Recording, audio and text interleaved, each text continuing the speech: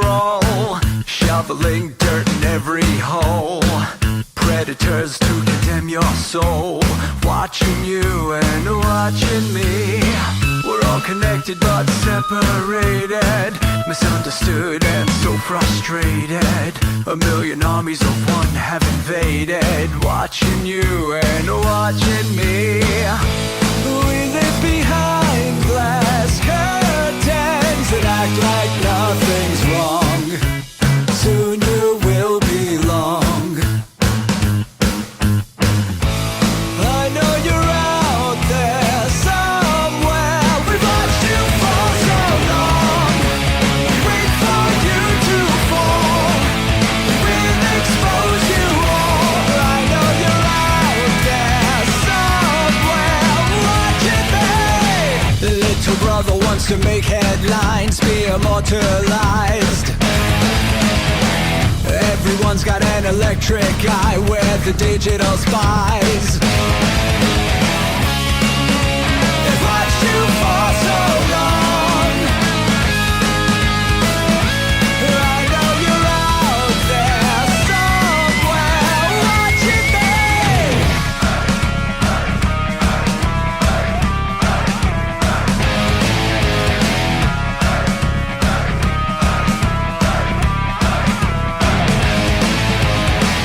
We the people have taken over. We the people are little brother, standing by to dethrone each other, watching you and watching me.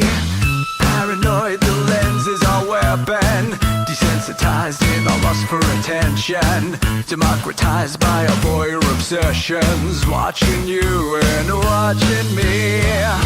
Slaves to perfection, don't let them project you as you are. Reveal your every flaw. I know you're out there somewhere. We've watched you for so long. Wait for you to fall. We'll expose you all. I know you're out there somewhere watching me. Little brother wants to make headlines, be immortalized. Everyone's got an electric eye with the digital spies. They've watched you for so long.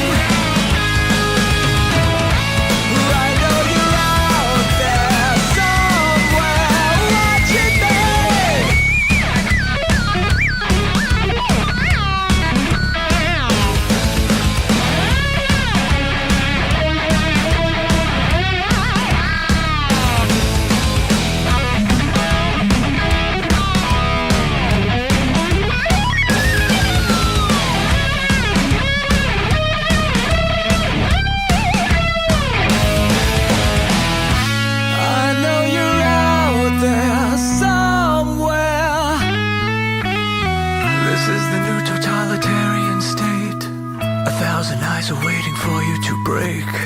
Stay in line, don't make a mistake. We're watching. We watched you for so long.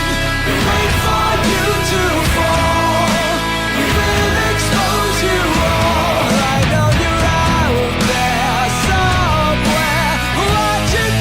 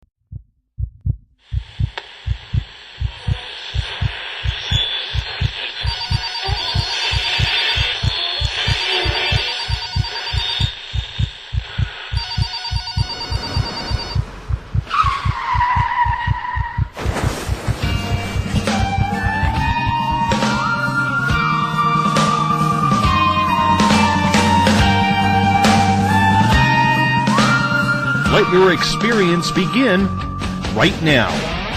From high atop the mountains of British Columbia to you listening around the world, this is Spaced Out Radio. You can follow us on our website, spacedoutradio.com, on Twitter, @SpacedOutRadio. Give our Facebook page a like, Spaced Out Radio Show. You can follow us on Instagram, Dave Scott, SOR, or on our YouTube channel, Spaced Out Radio Show.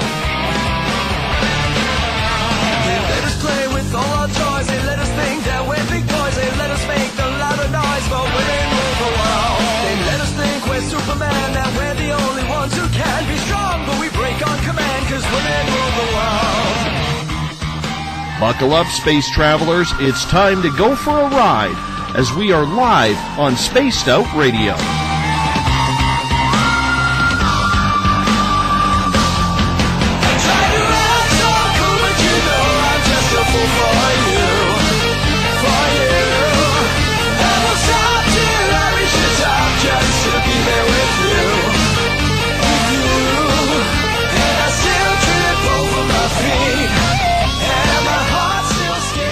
Ignition sequence start. 6, 5, 4, 3, 2, 1.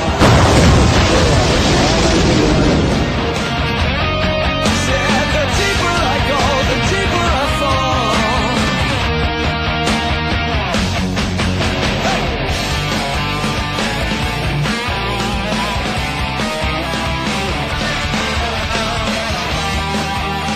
Good evening and welcome to Spaced Out Radio. Tonight I am your host, Dave Scott. Good to have you with us as we are on spacedoutradio.com live right now and on Spreaker, as once again we come in from the frozen Canadian tundra, battle our way past the wild animals, sidestep Bigfoot, and enter Uncle Jimbo's cabin, stoke the fire, heat this place up, and broadcast you live on this Friday night, early Saturday morning if you're on the East Coast.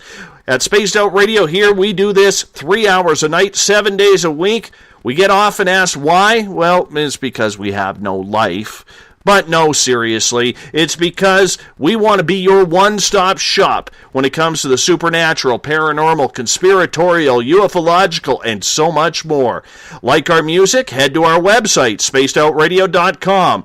Click on the Guitar Gods banner. Ron Bumblefoot THAL, formerly of Guns N' Roses, he is the official music of Spaced Out Radio. Check out his videos on our website as well. You can also follow us on Twitter at Spaced Out Radio. Give our Facebook page a like, Spaced Out Radio Show. On Instagram, I can be followed at Dave Scott SOR. Subscribe to our YouTube channel, Spaced Out Radio Show, and our website is spacedoutradio.com. At this time, as we do every night, we welcome in everyone listening in on the High Plains Talk Radio Network, in the Spaced Out Radio chat room on Spreaker, along with our fans on Facebook at Euphoria Chronicles, Chronicles of the Unknown, Forest Moon Paranormal, and our flagship chat room, the SOR Space Travelers. Hey, you can now head to spacedoutradio.com and sign up for the SOR Space Travelers Club. It's $5 a month, and we will be doing monthly prize draws. They will happen every last Friday of the month right here on the SOR Roundtable, and tonight we will make our first official draw for prizes with our Space Travelers Club. I'm excited. The panel is excited. With that $5 a month, you also get into private group interviews, access to a special section on our website, and so much more. Unlike the other guys who are broadcasting nightly, we're going to give you a hell of a lot more for your money than just access to our archives. You can also check out the SOR Spacewire on our website. News director Eric Markham posts some really great stories from around the world. Tonight's show is brought to you by PurplePlates.com, helping heal your body, mind, and soul. The New Agora newspaper is the official paper of this show. The iTunes app, Spirit Storybox. It's the official ghost hunting app of Spaced Out Radio. And if you need a healing in person or at a distance, you can just sign up with Riviera Reiki and Readings. It's the final Friday of the month. I'm hungry. I haven't eaten dinner. Final Friday of the month, which means we've gathered some friends of Spaced Out Radio together, and we're going to get into a highly entertaining, never boring SOR Paranormal Roundtable. We have done this show for about a year and a half now, and it's had some minor changes to it, but month in and month out, it continues to be one of our highest rated shows. Why? Well, there is no script. The only one who knows the questions that will be asked is me. The panel is coming in cold. If you're new to this show, well, good on you for listening in and giving us an opportunity. What we do here is pull the panel together. Our usual scapegoat is Joey F. Aquilino, and I will let you use your imagination to what the F actually stands for. And no, it's not Francis. Anyhow, what we do here is we take the hot topics of the month that was and get to the answers from the panel. The questions will be everything from political to the paranormal, all the way down to the downright WTF, and I got a good one for that tonight. It's amazing what can happen in 1 month. Let me introduce you to the panel now. We bring in Joseph F. Aquilino from the WIRN Radio Network, Corrine DeWinter from PurplePlates.com and Supernatural Radio, Eric Markham from the SOR Spacewire, Eric Cooper from Forest Moon Paranormal, and, am I missing someone? Elizabeth Anglin? Did I mention you? No. No. You know why? Because you were hard to get a hold of. That's why. Elizabeth Anglin from Cosmic Passport and Spaced Out Weekend. And she is looking pretty today. So. Yeah, you gotta wait. I have to get ready for this day. Exactly. Panel, welcome. We always appreciate you guys taking the time to be with us. It's good to have you all here. And once again, we will make sure that we entertain as much as possible. So this is how it works once again. If you hear me unfolding my paper, this is my little script that I go by. Yes. Wow. It's like Kreskin around here. All right. That's a 20-page double-sided list. Well, it's thicker than the Book of Mormon and probably more true. But, we're going to get to it. All right, let's get to some politics right off the bat. And Corrine, I know you're fired up about this. You're fired up about as much as Joey's gout flaring. So, the Democratic National Convention was made a mockery of by WikiLeaks. Julian Assange released over 50,000 combined emails basically saying Hillary cheated to get through to the presidential nomination. So, Corrine, I want to start with you on this one. How the hell is she still in the running for the President of the United States, knowing that what she did was against everything your country stands for? It was communistic, what the Democratic National Convention did. I totally agree. I can't believe that she's still freaking standing. You know what I mean? I really don't like to get political because, first of all, I think she's a piece of crap, and I think Trump is a piece of crap, and we have no freaking choice in this country. Never did, really. So I don't know what's going to happen. Yeah, Democratic National Convention, my ass. Well, the big point here is right now is the fact that she won by cheating. There was nothing democratic about that. Bernie Sanders, love him or hate him, was thrown under the bus along with his millions, not hundreds of thousands, millions, multi-millions of supporters that really saw change through him. And they didn't use the democratic process to get it. Now, Elizabeth, you have been very outspoken on social media about this because now you really don't know who to vote for. Tell me what you're feeling when this went and came out. I am absolutely sick because I had hopes. I read the candidates. I go up and I talk to Spirit about them. And I was reading both Bernie and Hillary, and there were things that, Bernie was more, he would do good things for everybody. Hillary would be good for women. But now at this point, I don't even care because she cheated. And this is, one thing that in earlier years that we were really tried to be at least careful of producing the semblance of is presidential candidates as presidents that if you have an elementary school student or a middle school student or, you have a kid, you have them look up to that person and say, hey, I want to be John F. Kennedy, or I want to be just like, somebody who was presidential. And I want to have all these positive values of being honest and forthright and a good speaker and bringing people together. Instead, what we have is the first possible woman president is a cheater. I mean, an uber big, fat, lying cheater. Okay, you need more adjectives attached to that, just so you know. We're right. You hold on a second. Hold on a second here. Hold on. Hey, Hillary, I'm in control here.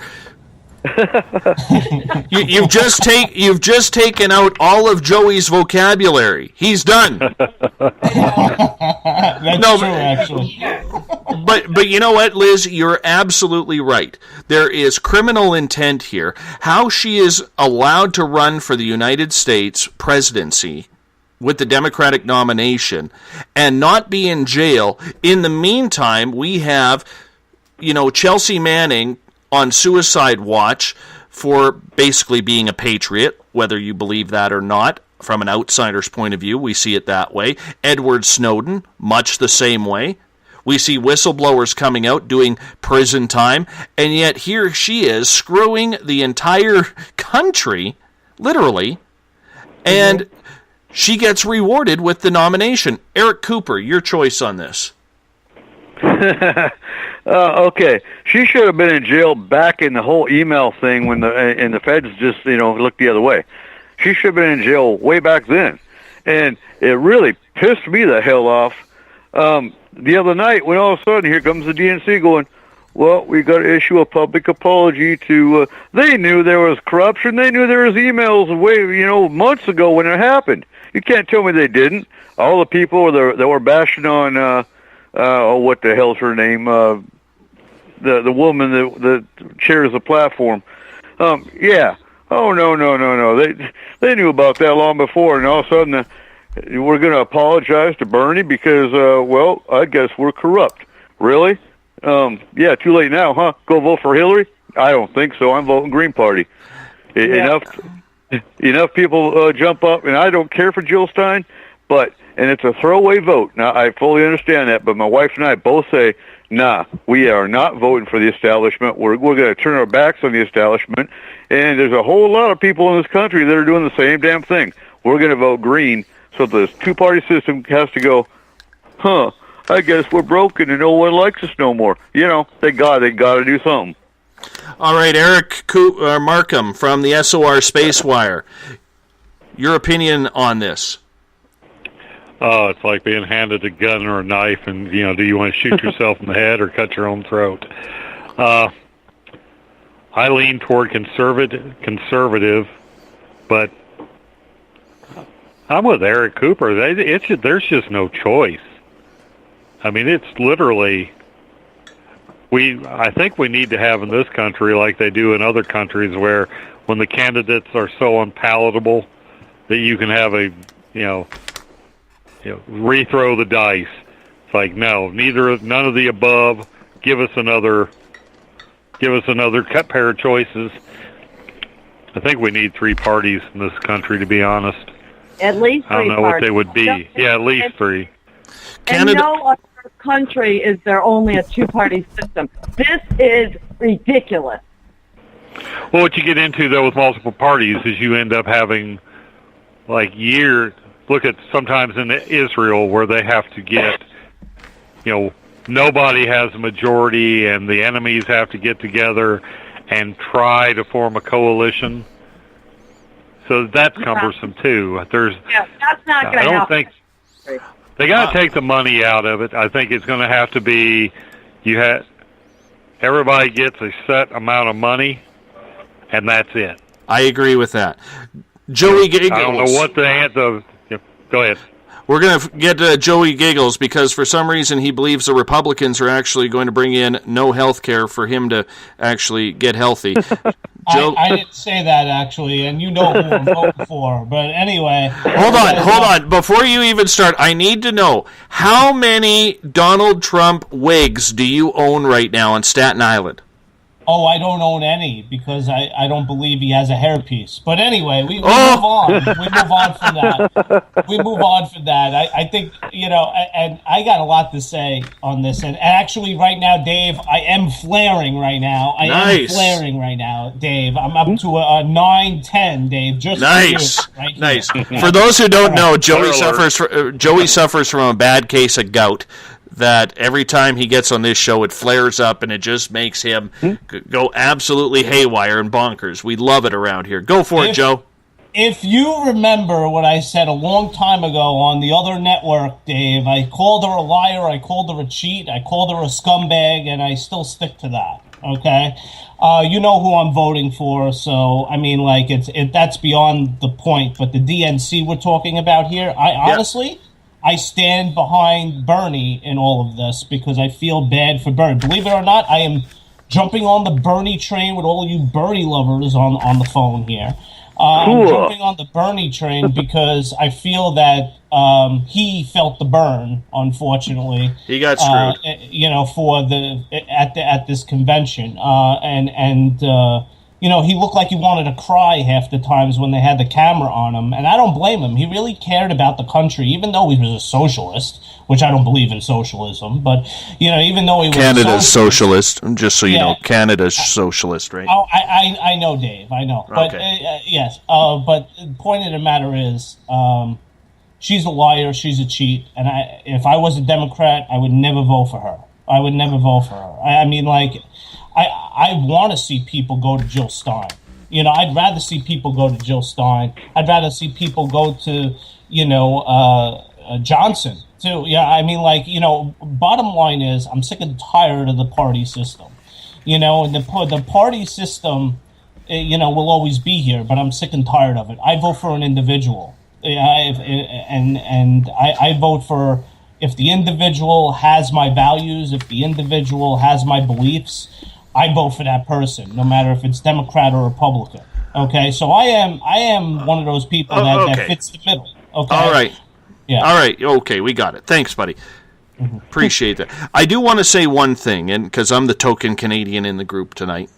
From an outsider's point of view, the rest of us are sitting here shaking our heads and wondering what the Sam hell is truly going on down there.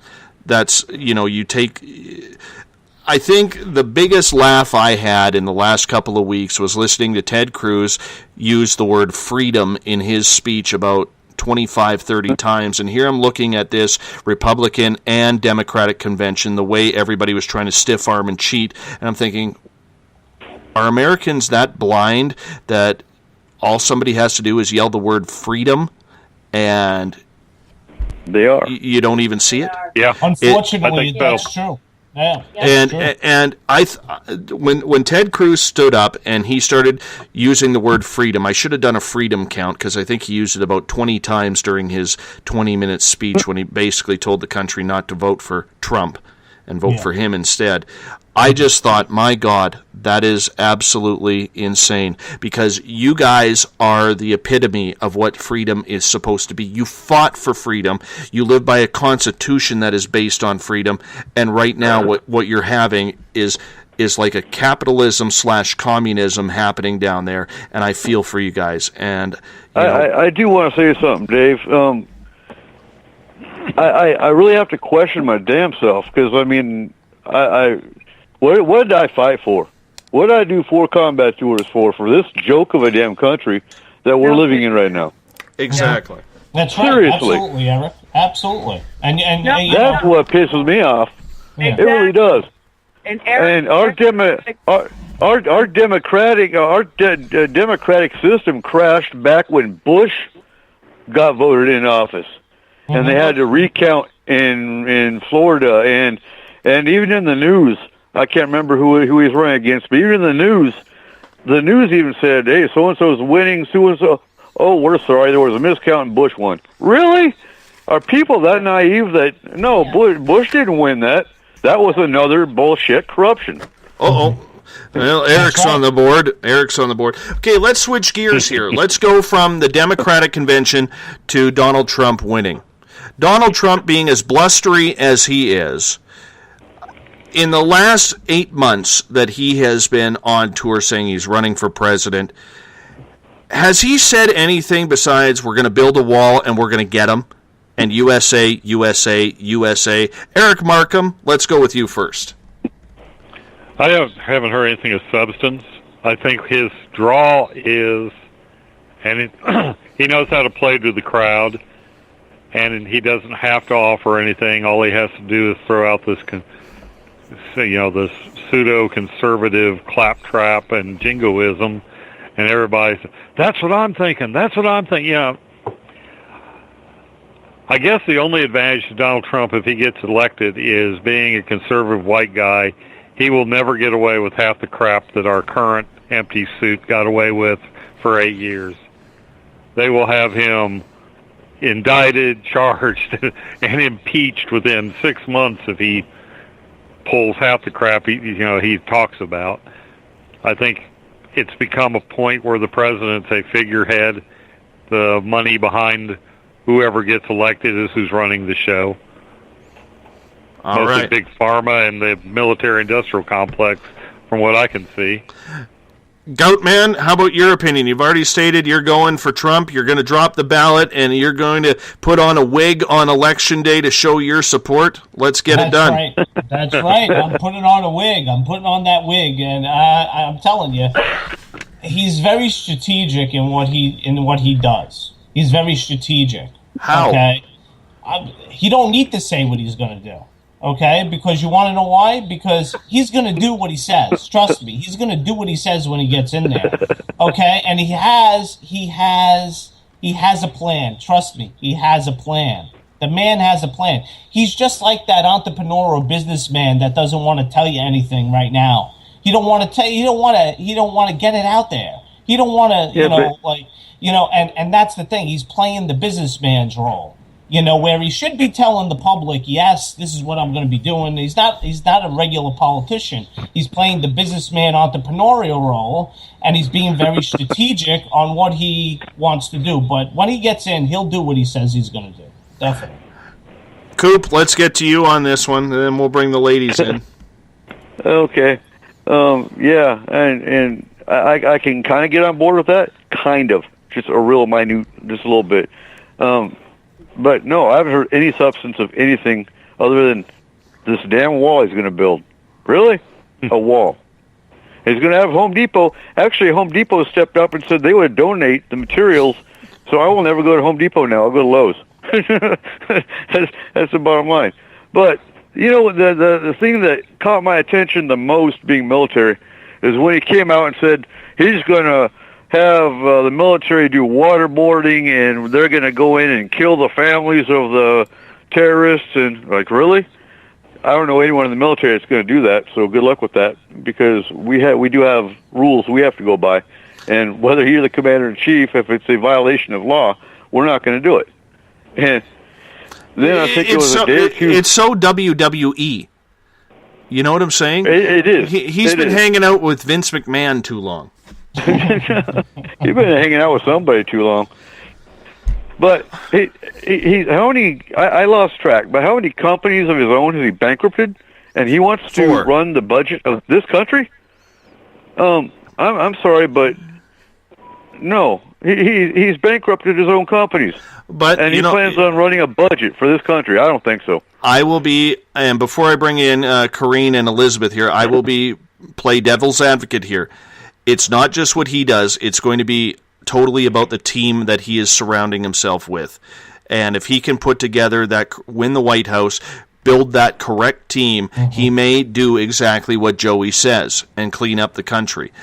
You know what? I do want to bring this up, and we're going to continue this topic right after the break, and I'm going to get Elizabeth and Corrine's opinion on this. But I do want to say this. Eric Markham and I were talking.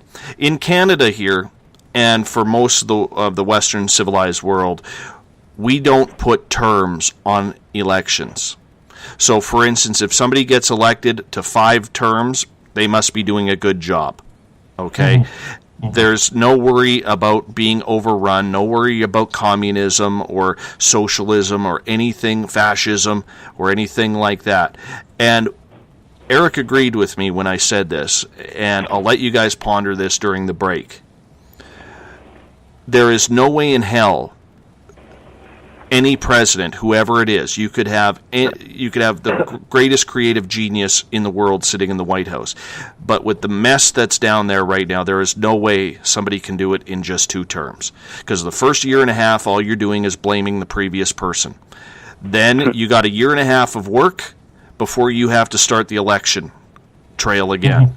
And then you go back to election, you got basically 2.5 years of work before you become a lame duck president. So out of that 8-year term, you're really only getting about 4.5 years of work done. There is no way that any person, I don't care how smart they are, can clean up what that mess is down there in just 2 terms. The best thing that could happen for the United States, and I'm not saying with Obama, because I know you guys hate him down there, but the best thing that could happen would be to get rid of that archaic rule that just doesn't work when your country is in the position that it is. You need a strong leader to go in there for about 12 to 16 years. Now, I'm sure I'm going to start some controversy with that, but I can say this. For most of the other countries out there, it works. So I'm going to give myself last word, put you guys on hold. We're going to go to a break. You're listening to the SOR Roundtable here on Spaced Out Radio. I am your host, Dave Scott. We'll be back right after this. Would you like to become one of our space travelers? All you have to do is click on the Space Travelers icon at spacedoutradio.com. For only $5 a month, you can get access to some great prizes, as well as private monthly shows, newsletters, and a members-only section on our website. Become a space traveler today. Hi there, this is your medium Joanna from Spaced Out Weekend 2 Mediums and a Large. I would love it if you would come and join us with host James Tyson every other Sunday on Spaced Out Weekend. Together, we will take your calls and your questions live. Our goal is to provide you with a positive outlook on deep questions that you may have. Questions regarding love, relationships, money, or whatever else is on your mind. Come and check us out at spacedoutradio.com. Every Saturday and Sunday night, as Dave Scott wanders aimlessly in the wilderness, you can come hang out with me, James Tyson, in Spaced Out Weekend. Starting at 9 p.m. Pacific, midnight Eastern, I'll take you along as we talk with some of the best experts in their fields. SpacedOutRadio.com is the place to find us. So sit down, relax, put your feet up, enjoy the topics like the paranormal, supernatural, intuitiveness, and so much more. Hope to see you there. Hey everybody, this is Patrick Webster Small, and I'm here to bring you the Webster Phenomena every Saturday night, live at 8 p.m. Pacific, 11 p.m. Eastern. If you're looking for aliens and extraterrestrials, well, we've got them. Big and tall, short and small, you're bound to find what you're looking for. So join me on the Webster Phenomena right here on Spaced Out Radio.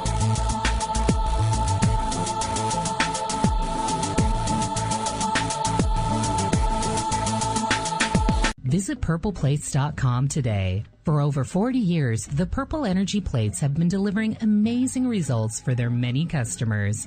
Inspired by the great genius Nikola Tesla, the harmony, healing, and energetic effects of the plates have proven over and over to be beneficial and often miraculous to thousands of customers. With their money-back guarantee and the many benefits, how can you afford not to get one? Check their site for daily specials and choose from their many energy products. You won't be sorry. Visit them today at purpleplates.com for mind, body, and spirit, and expect a miracle. Have you ever wondered about those weird and strange creatures people have reported throughout history? Do you wonder if those stories are real? Me too, and that's why I started Cryptopia.us. Hey, this is Rob Morphy, crypto historian.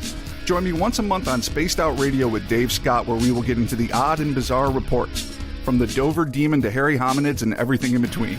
I will break down what people like you and me are seeing at spacedoutradio.com. Looking for a place to advertise at a very reasonable cost? Look no further than Spaced Out Radio. SpacedOutRadio.com has an advertising tab that you can click on to check out our daily, weekly, and monthly packages to play on radio or our website, including social media. From commercial spots to banners, we have it all. Check out our competitive pricing today.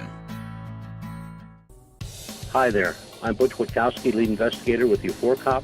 On the final Monday of every month, you can listen to me and host Dave Scott on Spaced Out Radio's Strange Days. We're going to get to the heart of the matter when it comes to what's happening out there.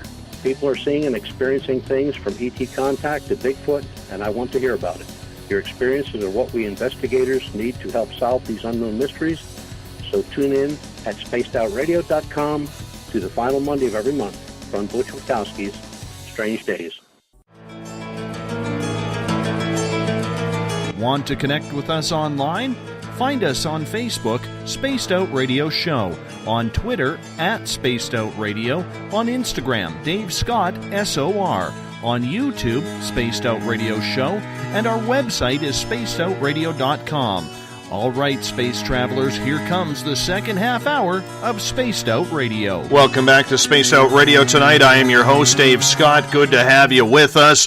Tomorrow night and Sunday, we go back to Spaced Out Weekend. Elizabeth Anglin's Cosmic Passport. James Tyson will be with us in the evening, starting at 9 p.m. Pacific, midnight Eastern Time.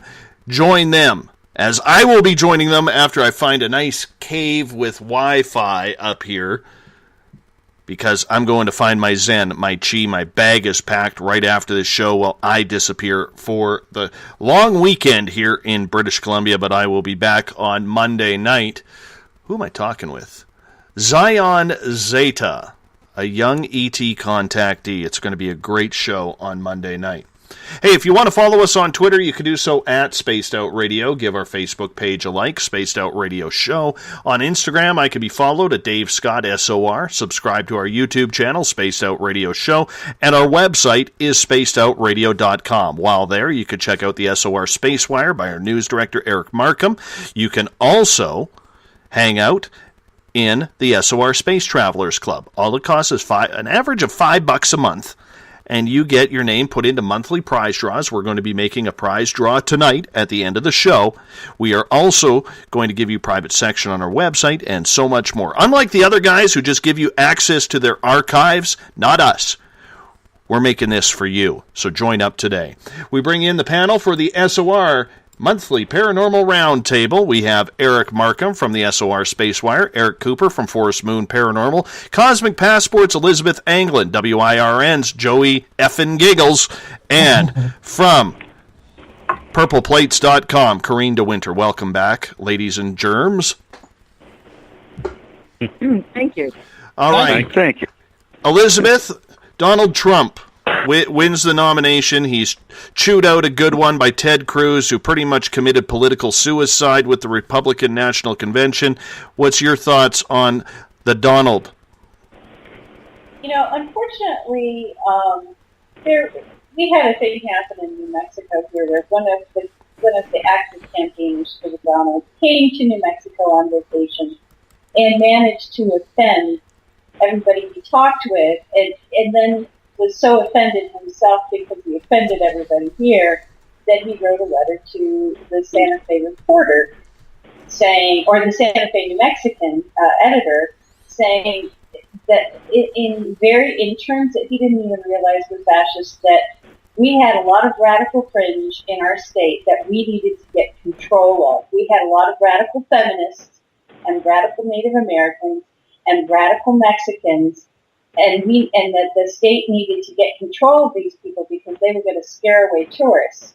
Well, what had happened was everybody that was in the tourist industry, which I am part of, because I have a gallery here in this very artsy community, that he talked with was not agreeing with him, and some people were gently asking him to, tone it down and maybe not be as racist as he was appearing to be. And he was offended by being asked to perhaps not make so many racist statements and sexist, etc.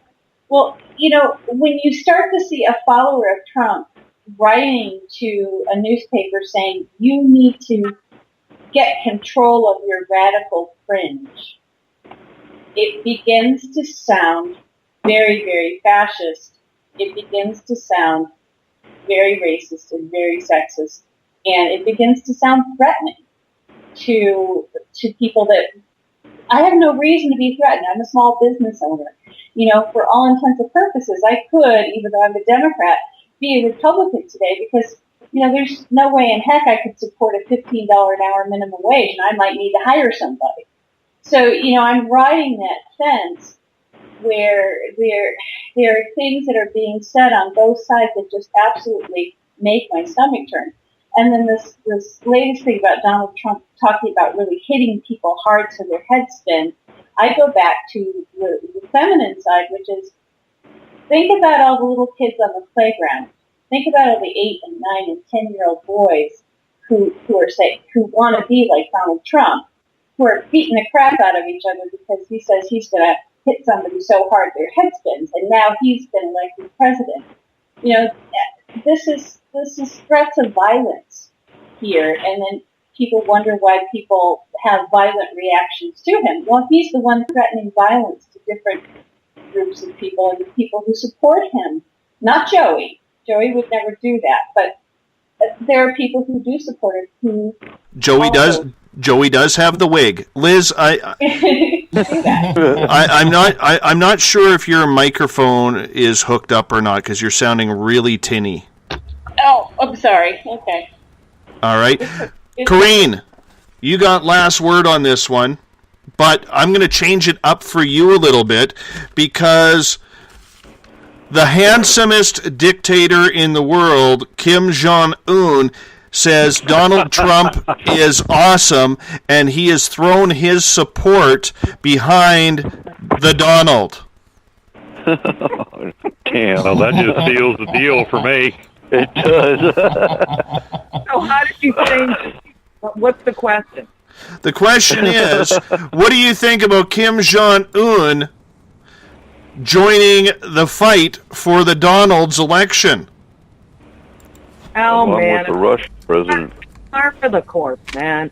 Okay, so here's the thing. I heard a show today, and I like this guy. I won't say what his name is, but he's saying that if Trump gets elected instead of Hillary, then we will actually buy some time because Hillary's all about the New World Order, okay?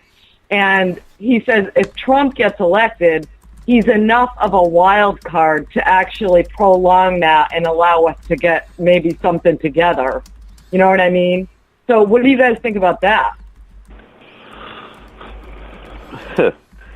Well, it's going to be interesting because I'm all for the belief of the Electoral College. And I don't think it matters how many people vote for Trump. I think you're going to see Hillary win regardless because of the Electoral College. Now, if for some crazy, wild reason Trump does win, I think that's going to scare the hell out of the New World Order. Well, now listen, Eric. Last night, I mean, at the Democratic Party, there was no, you know, if you saw it, you saw there was no support for Hillary there at all. She had to pay people to sit in the seat. You know, she actually had to pay people. So how is she going to freaking win? How is she going to win? I doubt she's I don't know. Win. I doubt she's going to. You know what? How she's going to win? She's going to rig it like she rigged the convention. Yeah, that's the only way she could win it. You know, and if she wins the convention, the people are going to hate her. All right. Really how did Bush win? Well, I'm not going to go there because I didn't like Bush. Apparently, you don't like Bush, so that's okay. You're a Mets fan. All right, that one went right over Joey's head. It did. Yes, and you're a Yankees fan, Dave. I am. Mariners. Oh, you guys are horrible. Hey, I want to get completely off the political realm, but we do have a couple more political questions. 35 years after shooting Ronald Reagan, John Hinckley Jr. has been given the stamp of approval to get back into society after 35 years in a psychiatric facility. Yet we have people who have been charged with marijuana possession doing their third strike prison lifetime in California and other states for holding weed. Eric Markham, you were a big Ronald Reagan fan, so I'm going to let you start off with this one. Well, if we're going to let Hinckley out, maybe we ought to let Sirhan out. I just... there's just some things I think once you do, you're done, okay? And shooting at the President of the United States, that should be like... I don't care if the guy is crazy or if he is sane as anybody and just had a good defense team. And I think the idea of wasting prison resources on people that for weed, give me a break. You got to ask yourself, what about weed is so scary that it becomes a life sentence to have it in possession? I mean, that's just ridiculous. Absolutely. Corrine DeWinter, your call on that one. John Hinckley Jr. getting released. Well, it's kind of no surprise that he got released because wasn't his grandfather or father in collusion with the oil companies that, you guys, you know what I'm talking about here? With, oh God, was it the Bush family or... I can't remember. Oh, yeah, the Bush family. It's one of the sons. I mean, there's some connection there. There's some connection between Hinckley and the frickin', oil industry and Republican, whatever, oil people. His father. Thank you, Donna. So, okay, so really, is it any surprise he gets out? Nancy Reagan dies, he gets out. What the hell, right? Yeah, release Manson, too. What the hell, Elizabeth Anglin? Yeah, one's crazy, always crazy in that way. I don't care what the drugs are. You could be borderline and flip back into crazy mode in the meantime. So, and people with weed, come on. It's going to be legalized. Let them out. They have weed, so what? What about the dude who shot John Lennon? Why is he still allowed to be in prison then? I mean, isn't this the same thing? He's crazy. That's because Yoko's still alive. Was that Mark David Chapman? Yes, Mark David Chapman. Coop, Yoko's alive?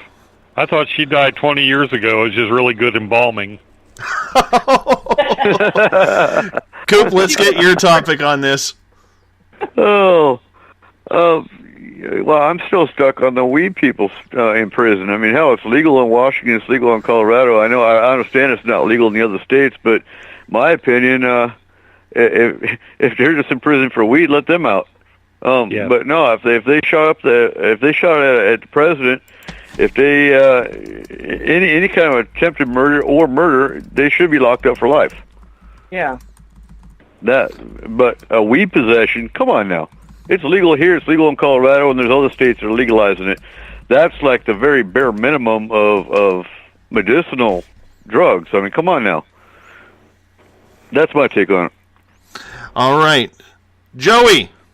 Yo. You get the final say on this one, Goat Man. Yeah, well, I don't care how much you repent. If you shoot at a president, you shouldn't be let out. And he was, I was young, but he was one of my favorite presidents. So, yep. Yeah. All right. Yeah, I was in the Navy during his time, and it was a great time. We felt like we had a commander-in-chief that had our back. Well, we all had a good time when Reagan was president. Unfortunately, he sold the country off, I wouldn't know because I'm Canadian, so I wouldn't know. At least you admit that, Dave, because I get some Canadians that think they know everything about American politics, and it bugs the crap out of me. Oh wow, taking a shot at all Canadians there. Oh, taking a shot. Wow. At least she didn't curse, Dave. She didn't curse. Yeah, I'm surprised by that. Oh, I almost did it there. Hey, let's move on to a fun topic here. Former frontman of Van Halen, rock star Sammy Hagar, in the Rolling Stone magazine recently came out in an interview and says that he has been contacted and visited 3 times by ninth dimensional beings. Now, is there a little bit too much Cabo Wabo here? I know that I'm an alien guy here. Okay, I know I'm an alien guy. But, Eric Cooper, have you ever heard of a ninth dimensional being?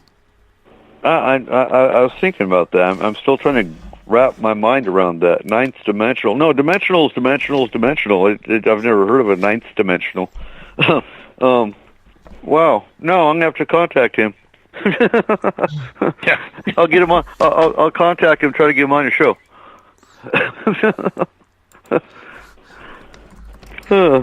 Elizabeth, how about you? I have heard of ninth dimensional beings. I probably know exactly who you're talking about.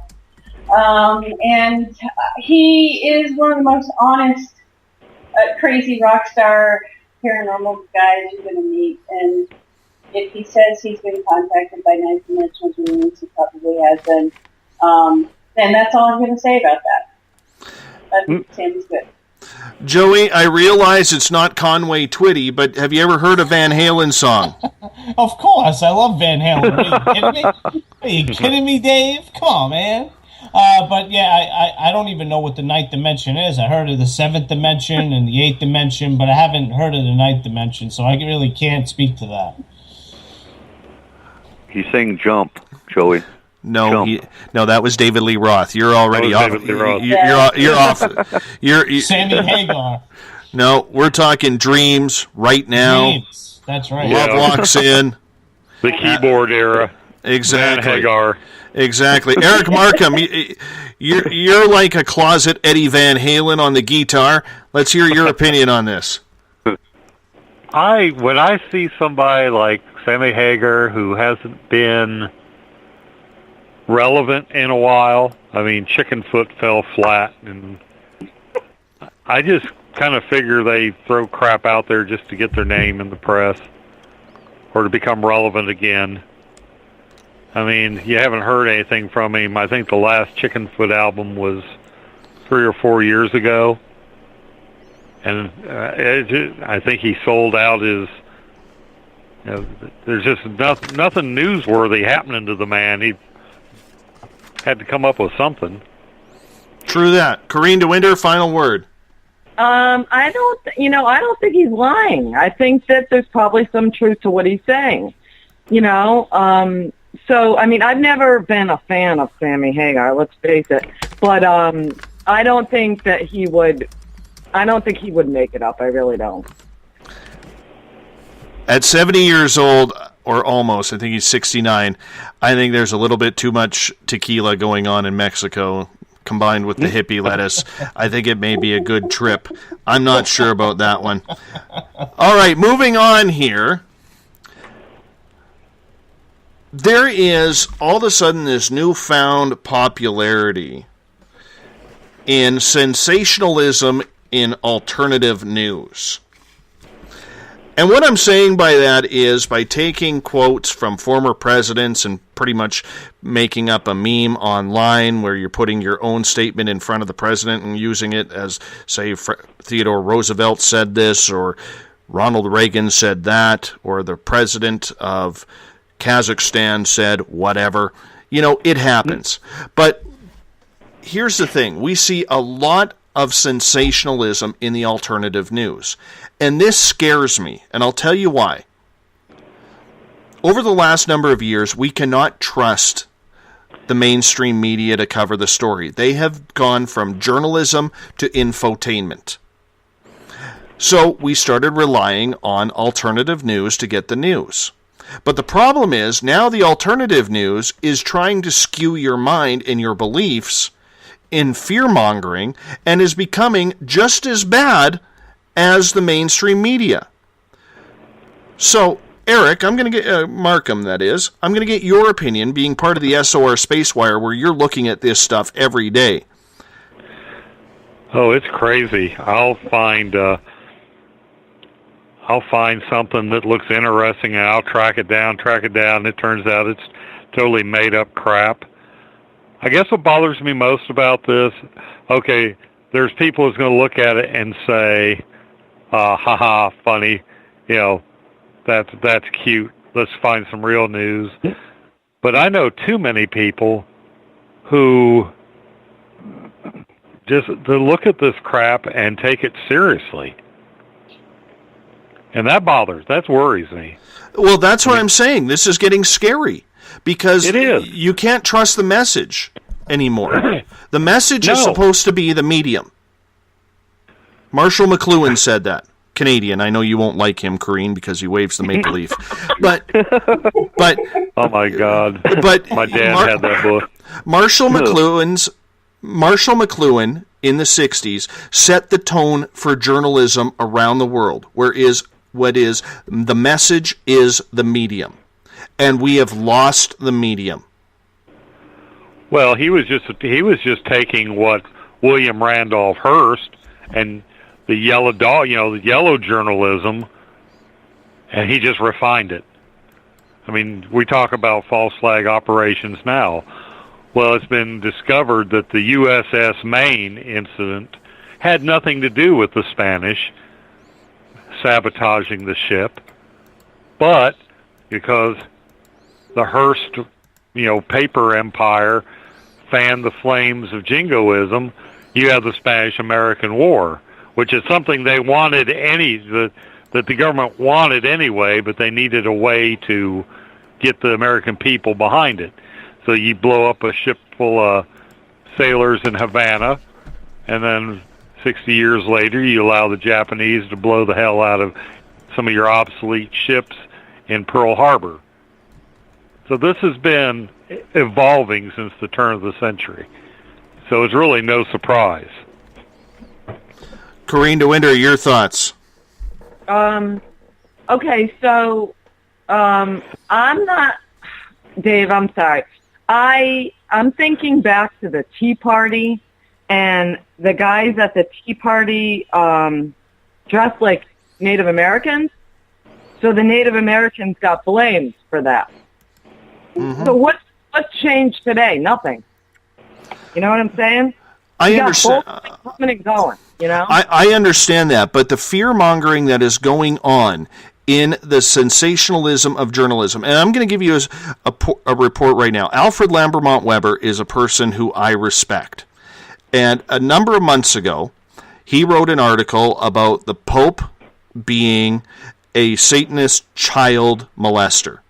And what he did was he showed a picture of the Pope giving the signal with his fingers, the I love you, okay, at a children's conference, which is your pinky finger, your pointer finger, and your thumb sticking out, okay? And his whole report on that was the Pope uses satanic symbolism or satanic hand gesture at children's conference. That's what I'm talking about. And I challenged Alfred on that because this is a man I respect. I said, Alfred, everybody knows who listens to rock and roll that Ronnie James Dio invented the horns. Right. Okay? Putting the thumb out, that means I love you. I believe in sign language. I'm not a signer. Maybe someone can correct me. Yeah, it does. Okay. Yeah. But it's the universal term for I love you. Okay? Mm-hmm. So this is exactly an example of what I'm talking about. Or Alex Jones on Infowars.com going off saying, I know who wins the Super Bowl a week before the Super Bowl. The Super Bowl already has its winner. He sensationalizes a headline only to come out and say, okay, like for instance, he's online, breaking news, we're going live with this, breaking news, I have been tipped off who has won the Super Bowl. The Super Bowl is rigged. And he comes on saying, the sponsors and the NFL owners win the Super Bowl. Are you kidding me? You work people up for no reason? It's a dick move. Pardon my language. It's a dick move. Joey, your opinion. Oh yeah, I'm fired up about this one, Dave. Oh man, I'm flaring on this question. Nice. Yes, that's what we want.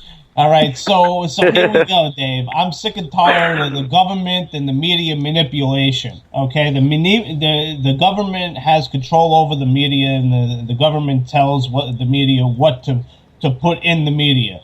And that's exactly what we see on the news and in the written word and the newspapers and the magazines and so on and so forth.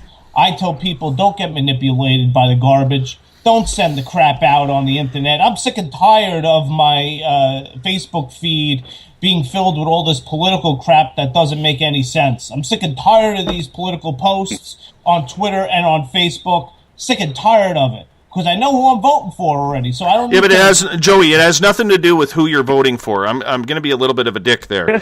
Okay, right. It has nothing to do with who you're voting for. It has to do with the fact that the media is supposed to be the voice of the people. It's supposed to keep the government in check, the law and the courts in check, and the people in check. You can't trust the mainstream because the mainstream is in bed with the Democrats. That was proven in the WikiLeaks. Yeah. Okay, from the New York Times to CNN and all over the board. Okay, we have the alternative media lying out of their teeth to people on the extreme other side. Nobody is getting the message. That is the dangerous part. Guys, we're gonna take a break here. Goutman, we'll come right back to you right after this. You're listening to Spaced Out Radio's SOR Roundtable. I am your host, Dave Scott. We'll be back right after this.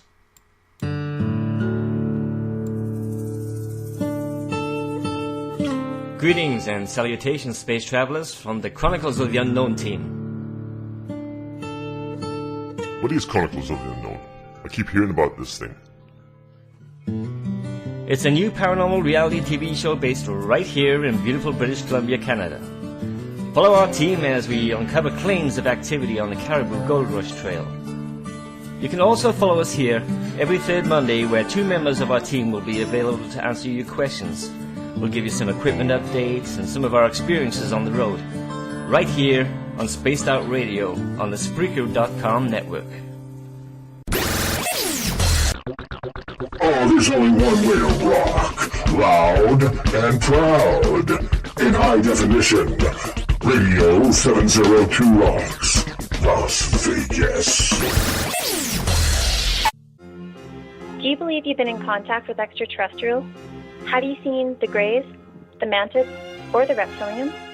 I am Samantha Mullet, and on the second Tuesday of each month, you can listen and learn from my experiences with off-worlders on Spaced Out Radio's The ET Experience.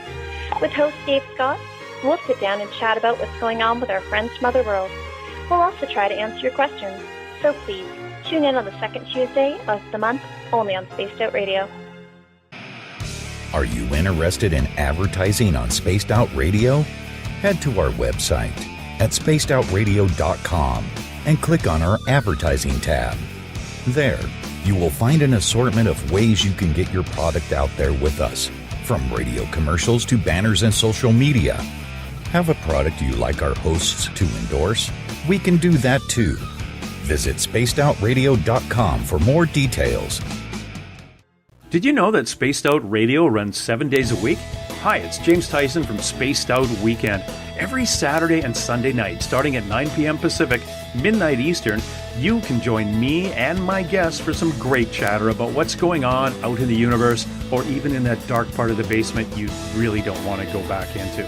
Well, let's find the answers to your experiences together. So come on up to Uncle Jimbo's cabin on the weekend. For more information, look us up at spacedoutradio.com. From British Columbia to Northern California, Pacific North Weird has Cascadia covered. Check out our feature videos at spacedoutradio.com, where I, Vincent Zunza, and my super sleuth partner Alexandra Sullivan track down the weird and strange stories from around the Pacific Northwest, from Bigfoot to Mel's Hole and everything in between. This is what makes life exciting. So why report the normal when we can report the Pacific North Weird? Right here at spacedoutradio.com. Attention Spaced Out Radio listeners. For only $5 a month, you can join Spaced Out Radio Space Travelers. Your membership at spacedoutradio.com will give you access to private fan area on the website, get you a monthly newsletter, draws for monthly swag, and a whole lot more. Sign up today to become a part of the Spaced Out Radio experience. Right here, this is where we divulge the fruit of our research. Here on the Webster Phenomena every Saturday night at 8 p.m. Pacific, 11 p.m. Eastern on Spaced Out Radio. And we give it up to you guys, all the listeners, and the live listeners usually get something special and hang out in the chat room. And we love to have you. So we'll see you every Saturday night at 8 p.m. You know where. If you're a fan of social media, you can follow Spaced Out Radio on Twitter at Spaced Out Radio. Give our Facebook page a like, Spaced Out Radio Show. You can also follow us on Instagram, Dave Scott, SOR. Our YouTube channel, where our archives are stored, is Spaced Out Radio Show.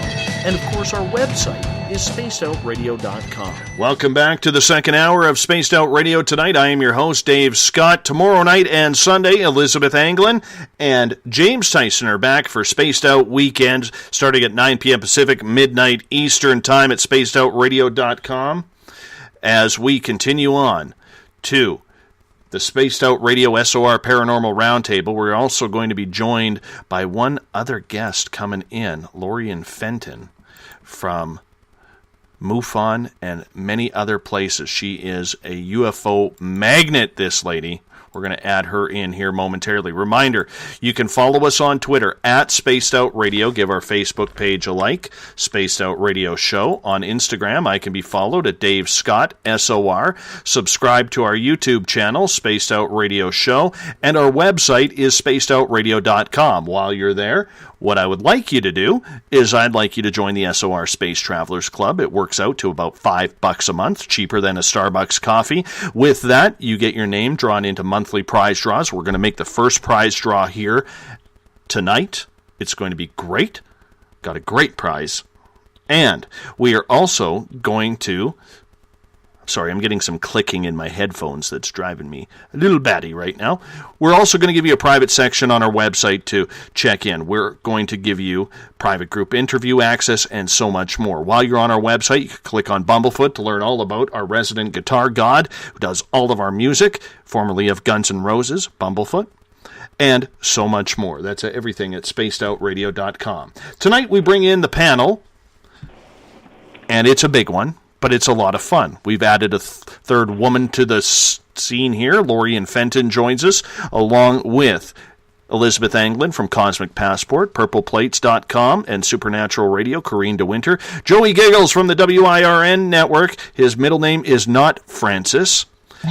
Eric Cooper from Forest Moon Paranormal, and Eric Markham from the SOR Space Wire. Welcome. Thank you. Thank you, Dave. Where did Lorian go? Lorian dropped. Where did you go? No, I didn't drop. I'm here. Well, I didn't see you. Who dropped then? Because we're down to 5.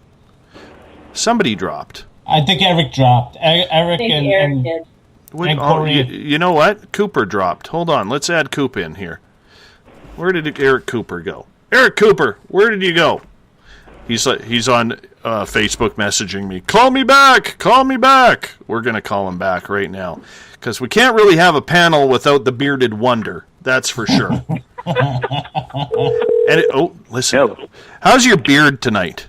That's what our Spaced Out Radio fans need to know. How is the beard tonight? It's still here. Good stuff. Good stuff. It's turning gray, though. Oh, yeah. Okay, we're going to get into some fun topics here, and I bring in Lorian as well, because Lorian is one of the foremost experts when it comes to super soldiers, MK Ultra, everything like that. This lady is one of the smartest women in this field that I have had the pleasure of getting to know. So for those of you who may not know, she has a couple of radio shows on Revolution Radio, which Spaced Out Radio is going to be joining here very, very soon as their lead nighttime show. She's also on the Inception Radio Network. Lorian, welcome. Well, thank you for having me, Dave. I appreciate this. Boy, you guys got me riled up in that first hour. I got home from work and I was listening. I was going, oh my God, I got to talk, but it's not my time yet.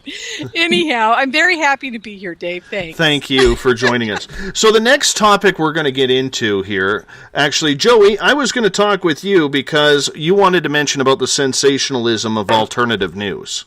Yes. I do. Like I said, it's not all about politics. It's all about. I mean, let's look at celebrities, for instance. Do we really need to know, what this one is doing, what that one is doing, and so on and so forth? I mean, it's so blown out of proportion. The media today is just so blown out of proportion. It's so controlled. But only in America. Let me just say. Only in America do we give a shit about the size of Kim Kardashian's ass. Okay. Kareem's it too. Or what her new haircut is. Or what Kim Jong-il's haircut is. I could care less about what their haircut is. The I do think... Yeah. Go ahead. I do think the UK is along the same lines, though. Yes, they are. The BBC has gone right down the toilet. The UK is right along parallel to America when it comes to celebrities. All right. Maybe I'm thinking about Germany. Oh, even Elizabeth's dog is getting in on the trick here. All right. Well, you realize this is all just a modern take on the way the Roman Empire distracted its populace. That's right. There it's you called go. bread and circuses. All right. Exactly. Lorian, I'm going to start with you on this question because you knew this person very well. Whistleblower Max Spears recently passed away, and other paranormal investigators have passed away recently. And now there is this giant conspiracy that the government is aiming for paranormal investigators, paranormal being the entire topic of UFOs, Bigfoot, and everything, along with whistleblowers as well. I'm curious to get your opinion on this, Lorian. Okay, what's the question? Well, the question is, do you think that they are being knocked off? Do you think there's a conspiracy there? Wow. Yes. I mean, that's the short answer. If you have 10 minutes, I can give you a longer answer. For starters, Max Spears and I, if it wasn't for me, you guys would never have heard of Max Spears. And I'm not saying that out of ego. I'm saying out of fact. I met Max in 2011. I'm writing a book right now. After his death, I really got woken up to the fact that he's the fifth guy I've lost in 4 years, maybe sixth. And he was the closest to me. And if it wasn't for him, I would never have started my super soldier conferences, the mind control conferences that I do. I would not be where I am today if it wasn't for Max. And so I kind of owe it to him to write a book about our relationship. Because what's bothering me, you guys are talking about sensationalism. And I think your question kind of wraps around what I'm going to say right now, Dave, is that I have never seen so many people go to the feeding trough to make money off of Max in my life. I haven't said a word. People have been going, we were glued to your radio show on Monday and you didn't, all you said was he's dead and I'll talk about it some other time. I have not, I haven't put up a YouTube video. I haven't tried to get 1 million hits. I'm not, I can't believe what some people out there in our community are doing, making money off of his death and my other friend's death in the last 4 years. It's sickening. And so I wasn't even going to write a book about it, but I'm so angry about all this that's going on that I am going to write a book about it. And I'm going to tell the truth about my relationship with Max, his problems and his foibles. Having said that, I think that at least there's a 75 to 80% chance that he was knocked off. And I think it was done with ricin poisoning. Do you have bodyguards? As a matter of fact, that's very interesting that you said that. When I put on my conferences, I do have them now.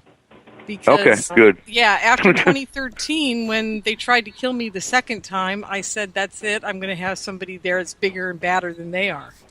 So that's why we're having veterans at the Paracon for our security because of some of the people we got coming. So yeah, good call. Yeah, thank you for asking because I need it. And if you're one of those guys, I will bring you down to the conferences to help protect me. So anyhow, Dave, I don't know if I answered your question or not. I think you did great. I'm livid. I'm livid right now over this whole Max Spears death and how people are making money off of it or exaggerating it or going crazy over it. And, why didn't they go crazy over Michael Hemmingson? Why didn't they go crazy over the guy in Oregon that died? Why about the guy in Arizona? I mean, it's just this, it's kind of like he was the Kardashian of the super soldiers, and James Casbolt is the other one. If the two of them, if James dies now, it's going to be a feeding frenzy, in the alternative media. They're all going to go crazy. But what they haven't really looked at is that those are just one of many people that have died in the last 5 or 6 years, and it kind of makes me sad in that way. But I did love Max very, very much, and it's very hard for me to talk about it, to be honest with you. Well, let's move on. Eric Cooper, you have military time. You know what it's like to have soldiers around, super soldiers I'm not too sure about. What's your take on the whole paranormal people being knocked off? I think it depends on, my definition of paranormal. I consider everything paranormal. I think you're not going to see so much of the ghost hunters, that kind of side. If you're looking at the conspiracy side, if you're looking at like she does, MK Ultra, super soldiers, that kind of thing, even UFO. Yeah. Look at Philip Schneider. I mean, that happened a long time ago, but it happens today, and I think there's validity to the fact that it's not conspiracy when it's fact. So I think it's very valid. Elizabeth Anglin, your call on this. I think that there's something to it. 2 of the first 4 abductees in John Mack's abduction support group died, or one was murdered after he became very vocal and got in some national magazines, and the other, who was a Green Beret, came down with an illness that's quite hard to catch, that's deadly. He lived longer than anybody expected. And so, 2 out of 4, that's half of us that were in the original group that was speaking at Harvard. Elizabeth, can I ask you a crazy question? Do you know what kind of disease it was that he got, or was he poisoned? What happened to him? Well, some people say it's not hard. He had pulmonary hypertension, but he was in very, very good shape all of his life. He was a Green Beret. He had also done Navy SEAL training. He was 49 years old, and he beat the odds on pulmonary hypertension. He got diagnosed in 96, and he lived to 2003, and he walked up until the last year of his life. He wasn't in a wheelchair, which they told him he was going to be in. At that same year, his best friend, who was also an abductee, was killed by a policeman and his supposed girlfriend. And we know this because he drowned, and everybody who knew him, and he knew a lot of people, knew that he was terrified of water and would never go in any body of water above his shins. And his girlfriend said that he had volunteered to lifeguard her children at a local pond. Weird. And yeah, and that just did not happen. And she told the story at his memorial, and 80 people at his memorial went, "Well, we know how he died." And then he also came back and he did a lot of mediumship sittings to explain exactly how they arranged that. But the question is, she was really interested in money, and we think there was a payoff for her. So. Corrine DeWinter, your opinion. Are paranormal investigators getting knocked off by black ops or government? I believe that they probably are, much like the holistic doctors. They're dropping like flies. I don't know if you know about that situation. Yes, we do. Yeah, I mean, I think that I'm astounded. I have not, I don't know so much about the paranormal investigators getting killed. I would like to know more about that, but I don't know a lot about that right now. But I certainly believe that it's possible, definitely. Joey, give us your large paranormal insight on this one. And no, it doesn't include the Mets pitching staff.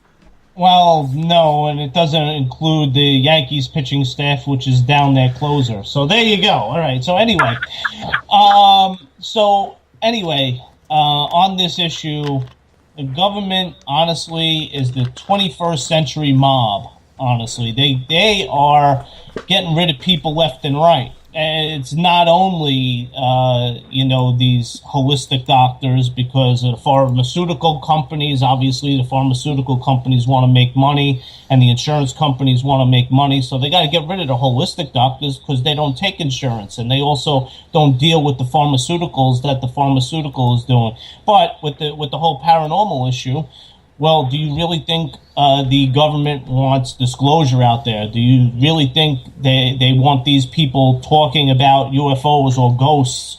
Do you really want, these people out there to talk about these things so the government just knocks them off? Because either it has to do with money or it has to do with not wanting to have mass hysteria in the country. And so on and so forth. So the government, it's the 21st century mob. They love to kill people. Eric Markham, you get the final say on this one. Well, scanning around and doing some research for a blog, I noticed that these, statistically, this group of people shouldn't be dying in the numbers they are. It doesn't fit an actuarial table. This between the UFO investigators and the people who are whistleblowers and the people that are the holistic medicine doctors, something is going on. I would not put anything past Big Pharma. Yeah. Most everything has to do with money. So I think if you look at any of this, with the possible exception of, I'm not sure why the UFO investigators, but microbiologists, something near and dear to my heart as a published microbiologist. There's been a spate of unexplained or weird WTF type deaths in that arena. I don't know where to put the blame, but some outside force is taking these people out. It's not natural causes. It's not accidental. The statistics just don't match up. Somebody is actively targeting these groups. Who, I don't know. Big corporation in the Bilderbergs. Well, we can go off on many different tangents. But what we're going to do is we're going to move on to a new topic. A couple of weeks ago, I wrote a blog at spacedoutradio.com, cheap plug there, about how would you react. And what I mean by that is we get a lot of people and we talk to a lot of people, and I'm sure you have too, panel and listeners out there, where people say, man, if I was face-to-face with a Bigfoot, or if I was face-to-face with an alien, I'd get that ultimate photo or that ultimate video, or I would chase them down, or, hop on their ship, or whatever it may be. And my answer is always, no, you wouldn't. No, you wouldn't. You'd be too shocked. You'd be too frozen with absolutely everything that is going through your body, the emotion, the drama, the physical wonderment, believing is your mind believing what your eyes are seeing. So, Corrine, I'm going to start with you on this one. How would you react? Well, it obviously depends what I had in my facilities. At the point that this happens. I'd like to think that I would get a photograph, but like you're so shocked by what you're seeing, as you're just like trying to take it in. I think when it's hard to say that oh, I would get a photo. You don't know that. You could be so freaked out that you're just like standing there, like just disoriented, you know what I mean? So that's what I think. Lorian, you've seen some pretty weird things. How would you react? I've seen some very weird things, but I've never had a chance to grab a video camera or a photograph. I've never been able to do anything because absolutely, I went into total shock. Every time something's happened to me, I'm like, what is going on? And my brain goes completely south, and I'm telling you, folks, I could not get a photo or anything if I wanted to. And, that's the tough part. Thank God there was somebody with me the night I saw the big black triangle. Her name is Diane. Sorry, you guys, I've been working 14 hours today, and my mouth isn't working anymore. Anyhow, my friend Diane was with me, and we both looked up at the same time and saw the big black triangle, and thank God she saw it with me, because I now have a witness to the fact that I actually saw it. So that's a big step in the right direction. Just like Dave has his friend with him, Samantha, when he sees his alien.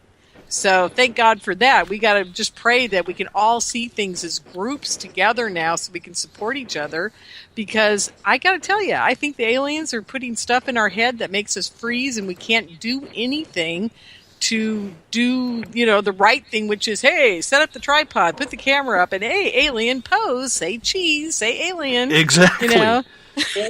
Lori, I don't think it's going to happen. Lori, and I got a sidebar here for you. A couple weeks ago, I went on the air with Samantha Mowat on Lorian's show. I was on for the first 45 minutes because I had to get right in for Spaced Out Radio.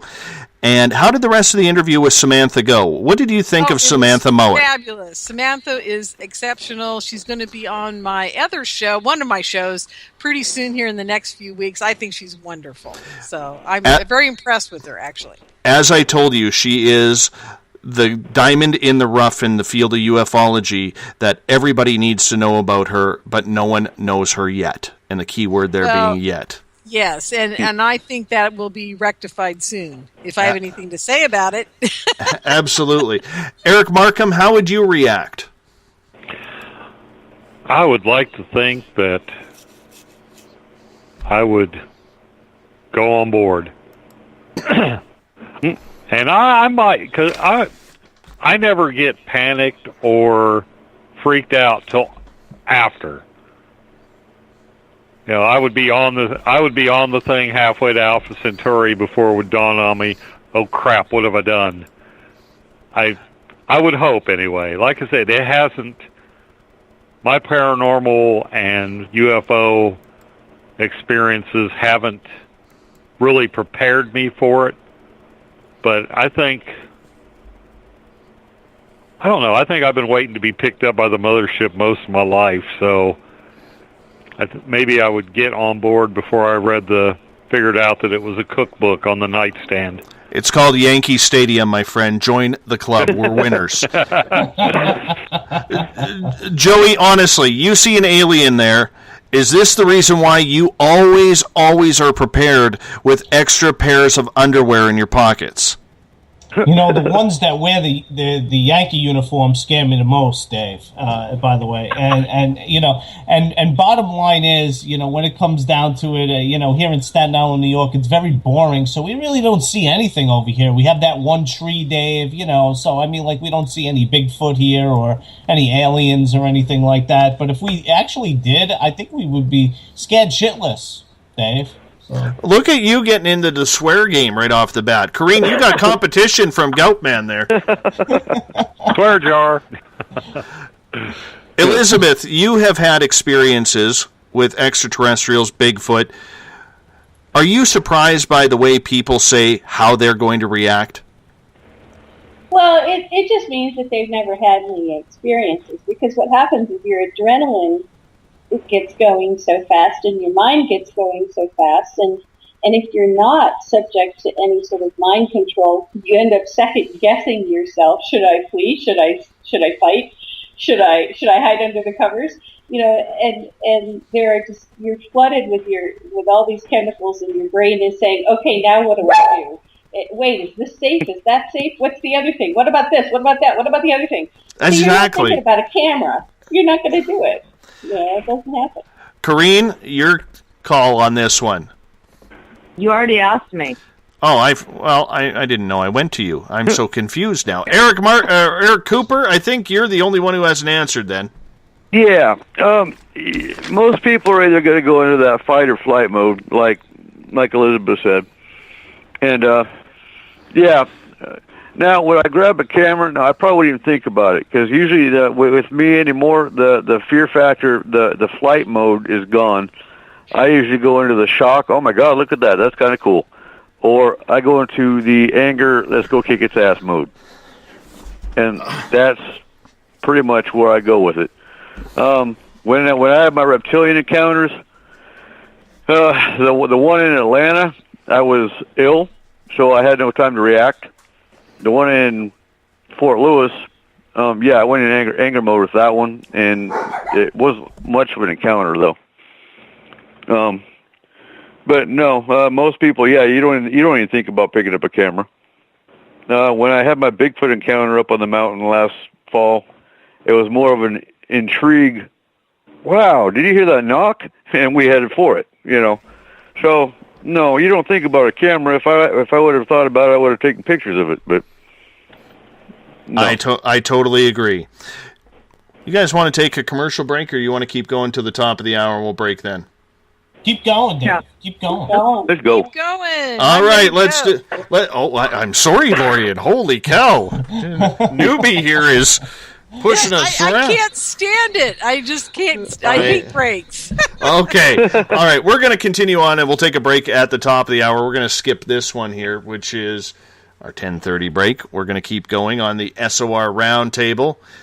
And don't forget, if you're a space traveler, we do have our first ever SOR Space Travelers Club draw coming up at the end of the show. So if you're a space traveler, make sure you are tuned in. Next topic du jour. This one is tripping me out. Okay? And it's more than the bottle of Drakkar Noir on Joey's shelf. Okay. All right. Literally, if you ever watch Joey on his Facebook Live, you could see the bottle of Drakkar Noir sitting on his shelf. I remember that. Exactly. I spritz it just for you, Dave. I appreciate that. I appreciate it. I was here for that one. Joey, we're going to start with you on this one, because there's been an announcement set by scientists that there is a new superfood out there. And someone is taking their fingers, pinching them really, really tightly, and squeezing the teats of cockroaches to get the cockroach milk out, because apparently cockroach milk is the new superfood. Joey, are you going to apply to be a cockroach teat squeezer to get that superfood out? I didn't even know cockroaches had teats. Yeah. Anyway, but the bottom line is on this one is no, I would not. I'm usually a guinea pig for a lot of things, but I would definitely not do this one, Dave. I don't think I would do this one, my friend. No. Oh, come on. That's right up the New York Mets alley to throw in your beer. Oh, well, Dave, come on, man. No, honestly, when it comes down to it, I would not do it. But they do say if you do eat cockroaches, they're very healthy for you. But I would never do that either. I'll take someone else's word for it. Elizabeth Anglin, you love animals. They're not mammals. Doesn't matter. I know you're going to be on them little teats.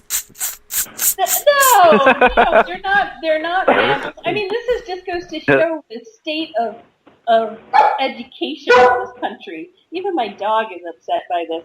I mean, we need to have some good biology classes, some good science classes, because nobody would believe it. They're not mammals. Corrine DeWinter, your take on this. I got one thing to say about it. Uh-oh. La cucaracha, la cucaracha.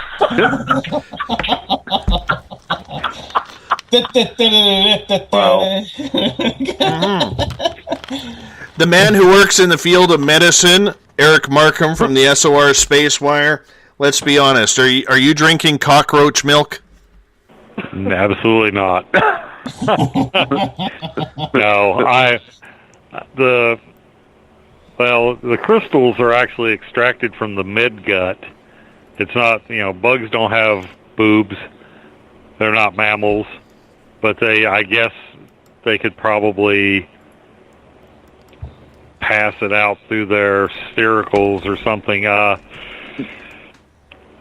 They do, the crystals do exist, and they are a food source. So take it at that. I don't know. Nah. All right. I'm just not a bug person. Lorian, are you drinking cockroach milk? Yes, I will drink cockroach milk. Oh. I'd be happy to. Why? And as long as because by the time it's out of their glands, it's actually I've been reading all about it since he brought it up, and it's actually out of their kind of gland structure of the belly, and it's got more protein than anything else they've found right now, and it's organic. And hey, they eat grasshoppers in all so of their cow crap. And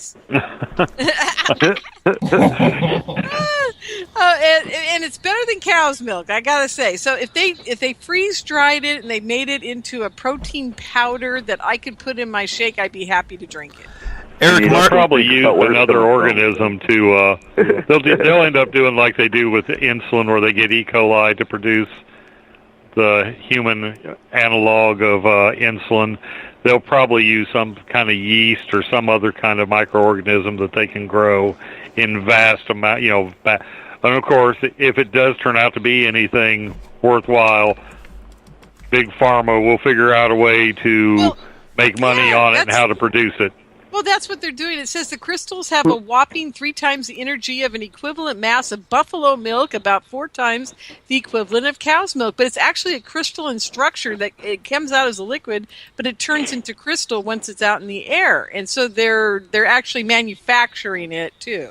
They're not going to sit there and milk all these poor little cockroaches to death. I want to see a big barn filled with cockroaches with the little teat machines. I want to see this. Very low milking stool. I really want to see this. It's a Dr. Sanchari Banerjee that's the leading authority of this. And the cockroach milk crystals have 4 times the amount of energy as an equal amount of cow's milk. No, you ain't going to see me drink it until it's the last thing we got to have. I'll eat worms before I drink this stuff. I still have the question of where are the teats on a cockroach? There aren't any. It's a gland. It's excreted. No way, man. Yeah. No way. There are little teats on this. And probably migrates back.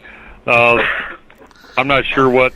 It's only one particular species of cockroach that gives birth to live young that does this. That's right. But where do I see that? I just seen that's the Diploptera. It says Chavez and his colleagues examined the species also known as Diploptera punchata, which is the only species of cockroach known to be carries young inside the mother. Exactly. Yeah. Thank you. Bring live babies. I'm gonna developed within the mother's body. And Dave, this is on IrishTimes.com. Okay, I'm going to end this part of the conversation with a great quote from Robert Rose in the SOR Space Travelers. Robert says, "I live in the country. I'll get a steel building and grow a horde of them. Then when the hipster kids from New York City come in, they'll want an experience because nothing satisfies like Robert Rose's Roach Hooch." I think that's brilliant. Okay, I'm going to get to a topic here that has really pissed me off lately, and I don't know why it's affecting me the way it is. But I am getting sick and tired of people who are paranormal ghost investigators, paranormal cryptid investigators, and even some ufologists saying, we're here to do scientific study on whether or not the phenomena exists. Breaking news to 99% of you investigators. You're not a scientist. You're following a passion and a hobby in hopes of finding some answer that can get your name out there. You are not a scientist, so please quit using the word science. Eric Markham, I'm starting with you on this one because you actually went to school for science.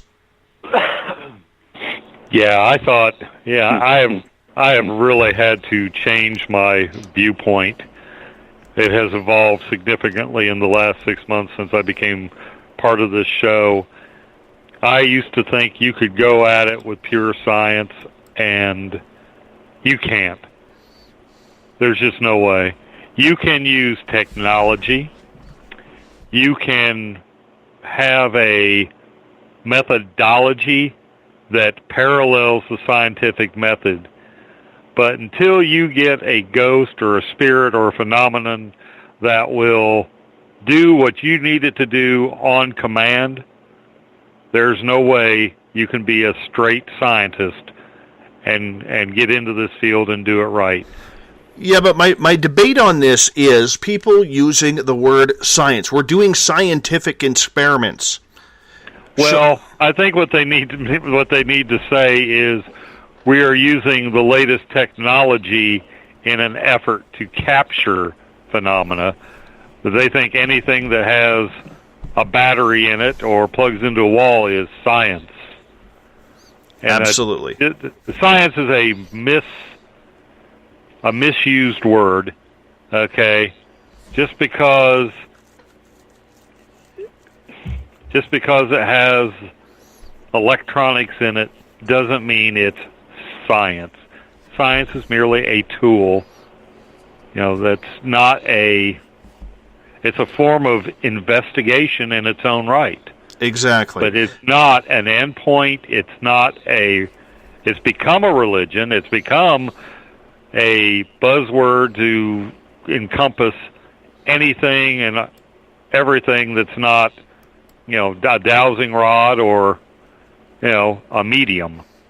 Lori and Fenton, I would like to get your opinion on this. Is the word science thrown around way too much? Oh my God.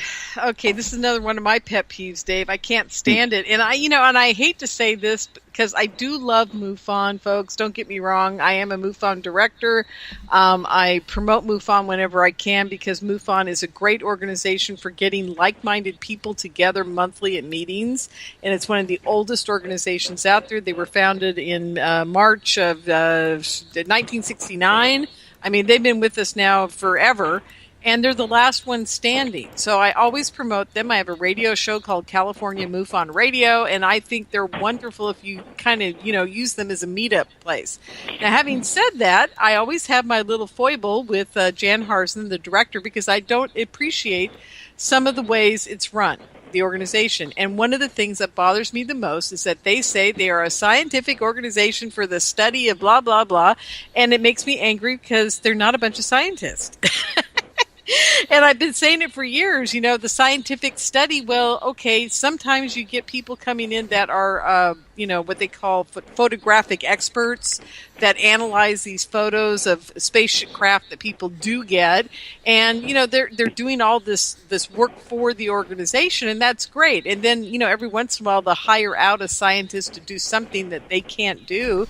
But they really, like Eric just said, it's mostly using technologically advanced equipment that they're using, and that's how they do it. So they should be saying they're doing it as a technologically advanced equipment study of the phenomena as best they can. And instead of saying the scientific organization to, whatever, it just gets in my craw too.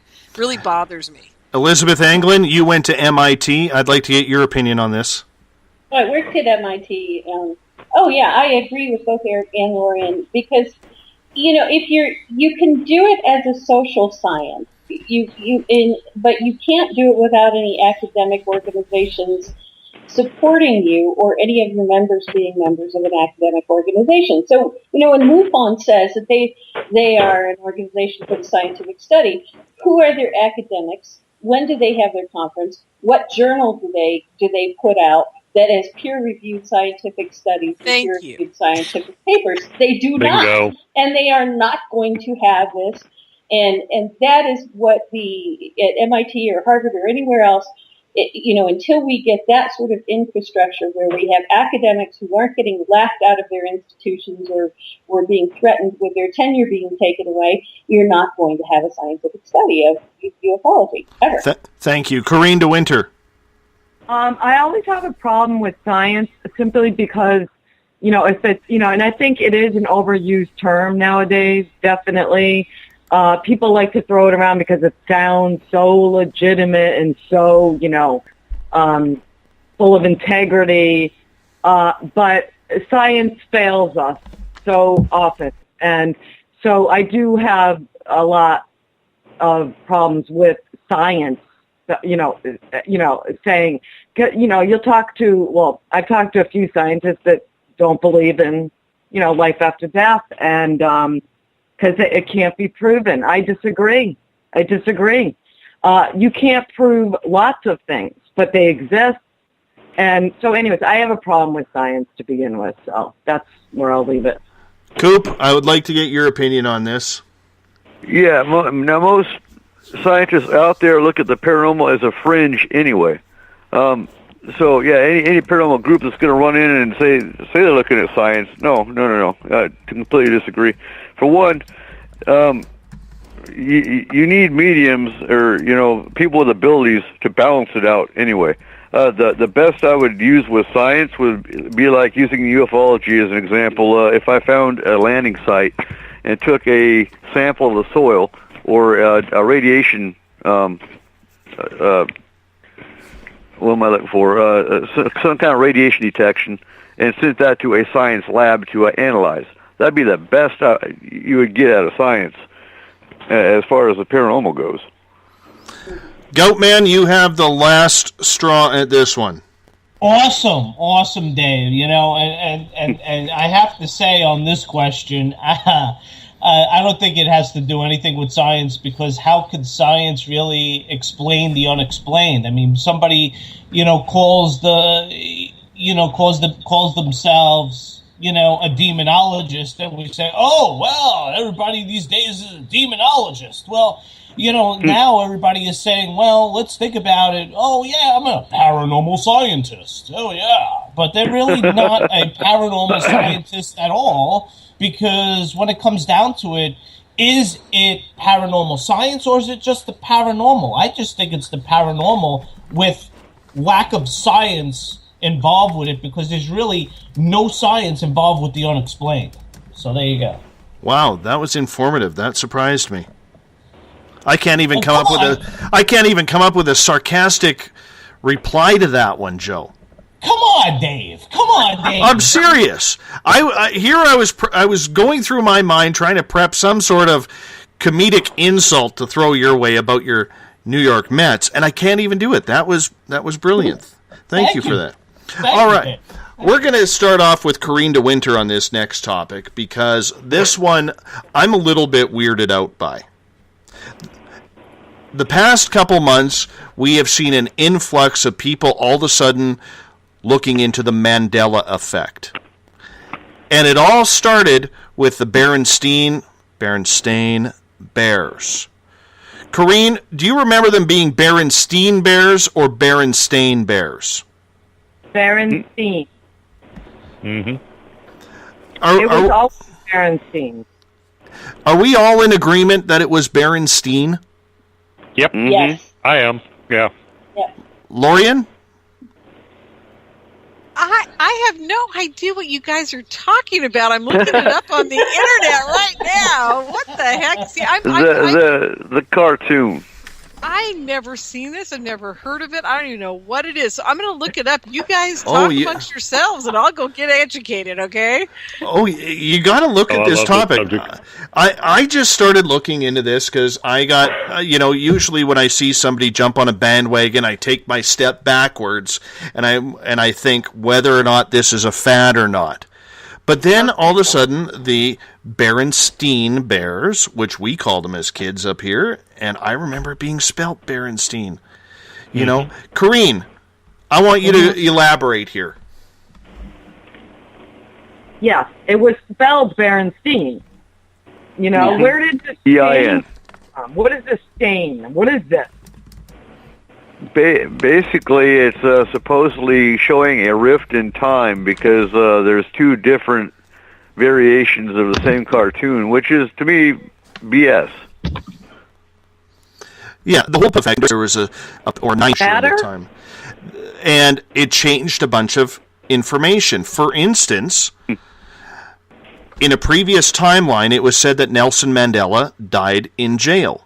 Yet we all know that he came back to become the first black president of South Africa. There's also a theory on the Mandela effect that if you look at the Zapruder film in regards to the JFK assassination, that in the original film, on the original timeline, there was only 4 people in the car. But on the new timeline, there's actually 6 people in the car. So I'm pulling out my hair trying to think, is my mind just playing tricks on me here? Or did we actually experience a flip to a different timeline? Eric Cooper, you're usually good with this stuff. Help me out here.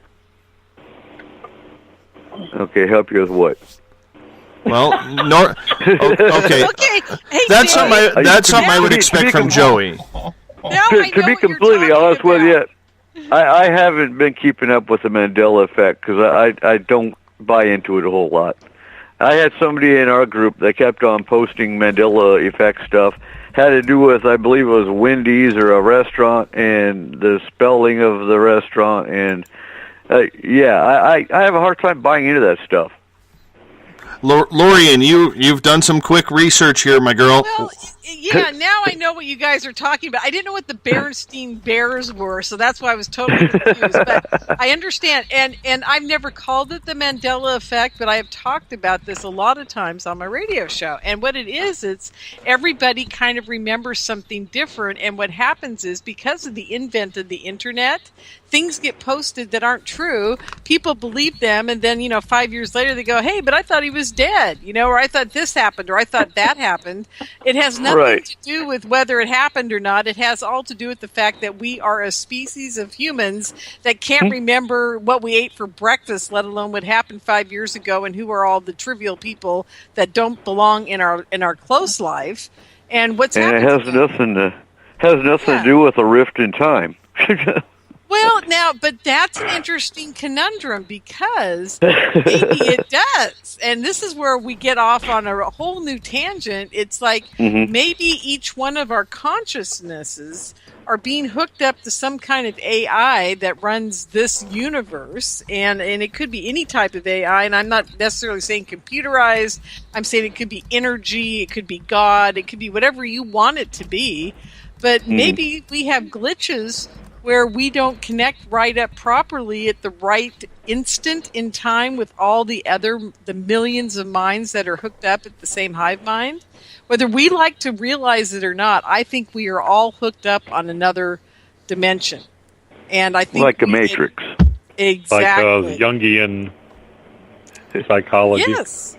Exactly, very much like the Jungian psychology. So maybe we just have little glitches in the system where maybe we didn't get enough sleep that day and it slips out or it changes, Joey, do you remember the previous timeline when the New York Mets actually won? Oh, come on. Oh, that damn. was good, Dave. Come on, man. I'm very upset, you guys. I got to tell you why. I come on a Canadian show, and I'm expecting to hear hockey being bantered around, and it's baseball. Wow. I'm so depressed. Yeah, so well, depressed. Every once in a while. Till the ponds ice back up. Don't worry. The United Right. States is going to beat Canada soon. So Oh, don't yeah, worry. yeah. Next time, Dave. Pipe dreams. Those are the winter shows. Exactly. Yeah. Okay, Exactly. Wait till winter. Invite me on during Stanley Cup week because I got lots to say, man. My Sharks made it all the way to the last round. We were the losers. And then they pulled the Vancouver Canucks and bailed out and didn't show up. And what about those Maple Leafs? The Maple Leafs weren't even any better. Anyway, okay, so I honestly, Dave, I'm going to be real with you, Dave. I have no clue what's going on with this question. So I can't really give an educated answer on this. But man, could you... Another one of those things that unless it happens, you don't believe it type. Exactly. I do have to give one of our space travelers a little bit of ribbing here. Bill Cardwell, we've been looking for the password for 2 nights now. You bailed on us last night with a password. We have no password tonight. So instead of posting Toronto Maple Leafs flags, okay, in the chat room, I would really, really appreciate an SOR Space Travelers password. Password. We need a password. Two loser teams. The Canucks and the Maple Leafs. We're rebuilding. Let it go. We're rebuilding. I'm just going to shoot all of my players and start fresh. That's what I want to do. All right. Okay, be nice to Dave. They're going to build a wall. Yeah, we're going to build a wall, and we're going to keep our hockey players here. So that's right. They're going to build a wall. Dave told me they're going to build a wall with beer cans. So yeah. And Dave, you can take Justin Bieber back. All right. So there you go. No, well, like I said on a previous show, just remember when you guys elected George Bush Jr. the first time. We didn't. We gave you... That wasn't us. No, it's you. Americans in general. Yeah, everybody doesn't admit to it, but we sent you Celine Dion. When you re-elected him, we gave you Justin Bieber. And then when Obama started going nuts, we sent Nickelback down. So please, please, please, just stop. Okay, but Canada can get away with a multitude of sins because before all of that other inferior product came down the pipe, they sent us Rush. I mean, those 3 men make up for anything else you could have done. You're right. Absolutely. Absolutely. Let's move on here because we got time for about one more topic before we're going to take a break at the top of the hour here. And that's too bad. Exactly. I want to get into ghost hunting, and Eric Markham, Eric Cooper, pardon me. I'm going to start with you on this one because you run Forest Moon Paranormal. Is ghost hunting one of the newfound extreme sports out there, or do you think that people should be actually investigating to try and find out and solve life's most incredible riddle? I think it's turning into extreme sports, and you can thank Paranormal TV for that. You got all these people, and they turn on Travel Channel, because that's where most of them are, and Sci-Fi, and you see all these guys, and it's all dark because ghosts don't come out. But like SJ said last night, you can only see a ghost at night. They don't come out during the day. Yeah, right. But yeah. All these teams, they make it big. They tell the networks, we'll make it big, whatever. And all of a sudden they got rocks thrown at them, and they hear voices, and they sit there and I think it's who can taunt the ghost the most and get the biggest reaction. And you see more groups coming out, and once they realize they ain't getting a reaction no more, they kind of fold and blow away for the most part. But yeah, you got to realize these spirits, these ghosts, they were people at one point in time. So I agree. Is it? Should we be proving that ghosts exist? No, I think we should be helping them off to the other side. Or in some cases, if our clients want to work with them, then you act as a mediator. And that's pretty much what we do. Corrine DeWinter. Our group does anyway. Corrine DeWinter from purpleplates.com. I would love for you to hop in on this one. Do you think that there's too much of a rush right now for people playing with ghosts rather than trying to do serious research to try and prove life after death? Yes. I think that, ghost hunting is it's like, you used to meet people. Everybody writes poetry, right? Everybody writes poetry. I write poetry. Oh, I'm a musician. Oh, really? I ghost hunt. Oh, really? Who the hell doesn't? You know what I mean? So I was at Lizzie Borden's the other night, and I was with 3 other people that were, we go there every July. And so I said, because we were getting a lot of activity on the 3rd floor, and I said, I started talking out loud to the spirits, and I said, if you don't want to be here anymore, I'd like to help you. So then we go outside, right, for a break, and I get bawled out by one of the other people there. And they said, don't include me on your, why do you think you have the power to help them move on? And she's like, don't Really? include me in your prayers. And I was like, oh my God, I couldn't believe I was bawled out about that. Like, what did I say wrong?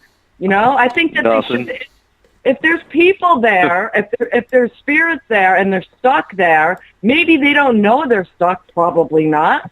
We should help them move on, for God's sake. You know what I mean? Absolutely. Well, they don't show that in paranormal TV. They don't show you how to help the spirit. All they do is go in there and instigate and harass and stir up the spirit or whatever they think is there, because half the time there's nothing there anyway. And then they leave the client to deal with it. Right. Elizabeth right. Anglin. It's what they want, Elizabeth Anglin, I want your opinion on this. Well, I think that, the problem is people. The problem is not ghosters. The problem is not that it's even terribly difficult to help spirits move on when they're ready to go and when they want help. It has to do with political, agendas. And there have been a lot of times I've helped spirits, I just have never told anybody about it. It's like, okay, do you want to go? All right, fine, go ahead. Nope, no investigation, no nothing, just, oh, hi, yeah, okay. Yeah, what can I do for you? Okay, let's do it. And we'll get there, we'll get the portal open, we'll get angels to come take them, we'll send them on, and they're ready to go, and it's not a problem, and they just needed a little bump of energy. They just needed somebody to provide that clarity and focus and extra energy. And a lot of times it's a lot easier if you just don't tell anybody. If you just do it and leave it alone. Yeah. And Elizabeth, can I just ask Elizabeth something? Sure. Elizabeth, when the girl said to me, why do you think you're capable of doing this? And, maybe I'm not, Elizabeth. I don't know if I am or not. But I've been in witness to this happening a few times when I've been on investigations, and I felt like, I started to doubt myself, Elizabeth, you know what I mean? And I didn't know exactly, then I started to say, maybe I shouldn't have said that. Do you know what I'm saying? It's, the idea is, why does she get to put limitations on what you're capable of? You can do anything with help from spirit that is necessary, especially if you're working with spirits already. And why does somebody get to put limitations on what you're capable of doing? You have more energy because you're in a physical body. You have the ability to be more focused because you're not in a confused state from being out of a physical body for a long time. And I think you're probably Catholic, right? So you've already got that connection with the archangels and Mother Mary and all sorts of really good spiritual help. Just do it. Just say, okay. Exactly. I'll do it.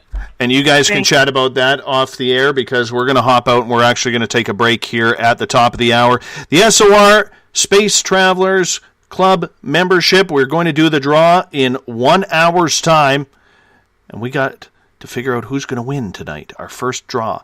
You're listening to Spaced Out Radio. We're here on the Spaced Out Radio SOR Paranormal Roundtable. We do it the final Friday of every month. Tonight we are joined by Corrine DeWinter from PurplePlates.com, Joseph F. Aquilino, no it's not Francis, from the WIRN Radio Network, Eric Markham from the SOR Space Wire, our news agency. We have Elizabeth Anglin from Cosmic Passport, Eric Cooper from Forest Moon Paranormal, and radio star and super soldier pro Lorian Fenton. We'll be right back after this. Patrolling the Pacific Northwest, we are always on the lookout for the strange and unassuming stories that real people are experiencing. Hi, I'm Vincent Zunza from Pacific North Weird. Me and Alexandra Sullivan have teamed to bring to you those odd stories that never seem to make it into the mainstream. Stories so weird that will leave you scratching your head wondering, is this real? It's as real as it gets with Pacific North Weird. You can watch our videos right here at spacedoutradio.com. Become more intimate and interactive with Spaced Out Radio. Join our Space Travelers Club with your new membership. For $5 a month, we'll provide you with special access to the website, monthly prize draws from books to psychic readings, along with monthly newsletter, private interviews, and more. Sign up today to be part of Spaced Out Radio's experience. Every month on Spaced Out Radio, we look into the deep and dark reports of cryptids roaming around the world with me, Rob Morphy, from Cryptopia.us. I would love it if you would join me and host Dave Scott as we delve into the most arcane stories and reports regarding creatures of the unknown. My job is to hunt down the details and bring the evidence forward to you. These aren't your regular Bigfoot stories I'm talking about either. You can find out more about crypto history at spacedoutradio.com. Looking for a place to advertise at a very reasonable cost? Look no further than Spaced Out Radio. SpacedOutRadio.com has an advertising tab that you can click to check out our daily, weekly, and monthly packages to play on the radio, or our website including social media. From commercial spots to banners, we have it all. Check out our competitive pricing today.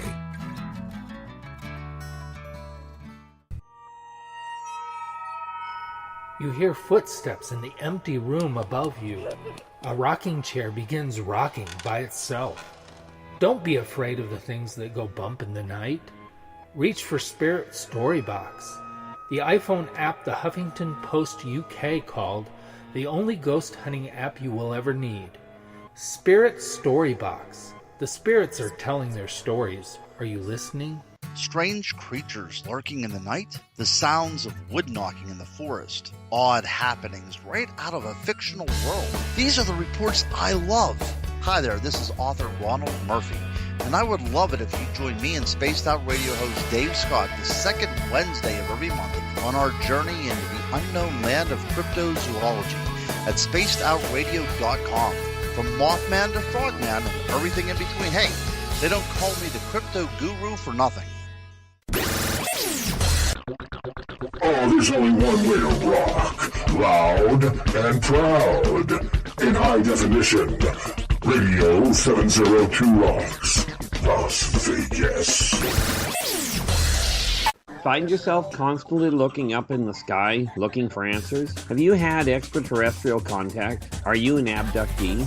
Looking for answers to your experiences? Hi there, I'm R. Keith Andrews, Spaced Out Radio's resident ET expert. Join me live the first Friday of every month where I take questions from the Spaced Out Radio chat room and help you understand those from the far-off world. It's 2 hours of knowledge every experiencer should listen to. Hope to see you there. Did you know that Spaced Out Radio runs 7 days a week?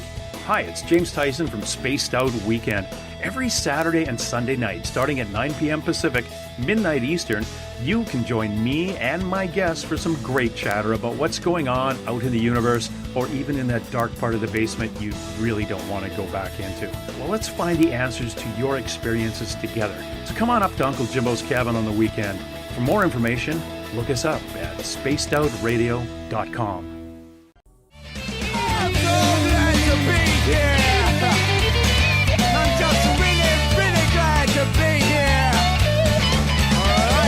Would you like to connect with us on Spaced Out Radio? Head to spacedoutradio.com to check out the latest shows, guests, and sponsors.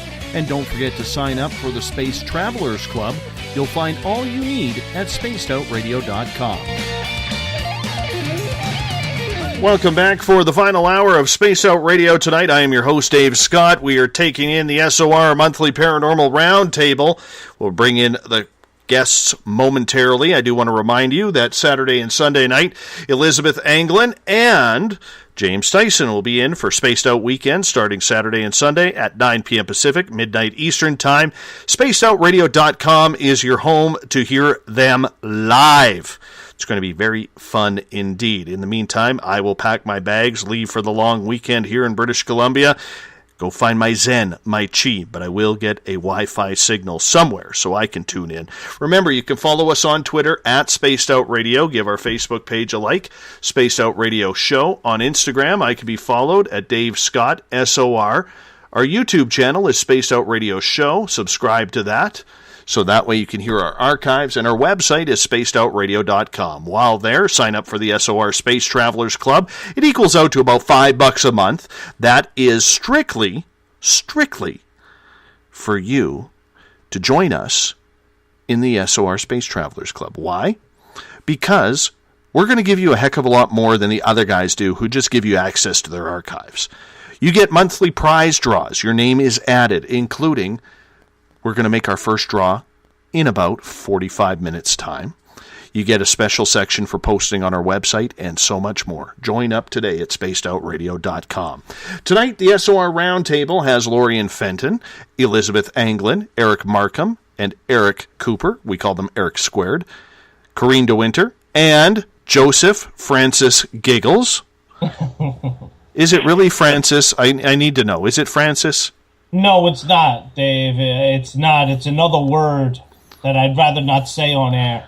Yes. Can I say it? Yes, go ahead. Sure. Joey freaking Giggles! Yeah! Yeah! Oh, my. Oh, my. Elizabeth was way too excited for that one. I know, I've been waiting all show. All right. I have no life. Yeah, me either. All right. I believe I got Eric and Corrine and Elizabeth's comments on ghost hunting, whether it's sport or solving life's biggest riddle. Joe, I'm going to get your topic on this, or your opinion on this topic, pardon me, in regards to ghost hunting. Do you think too many people are doing it for the sake of it being almost like a sport?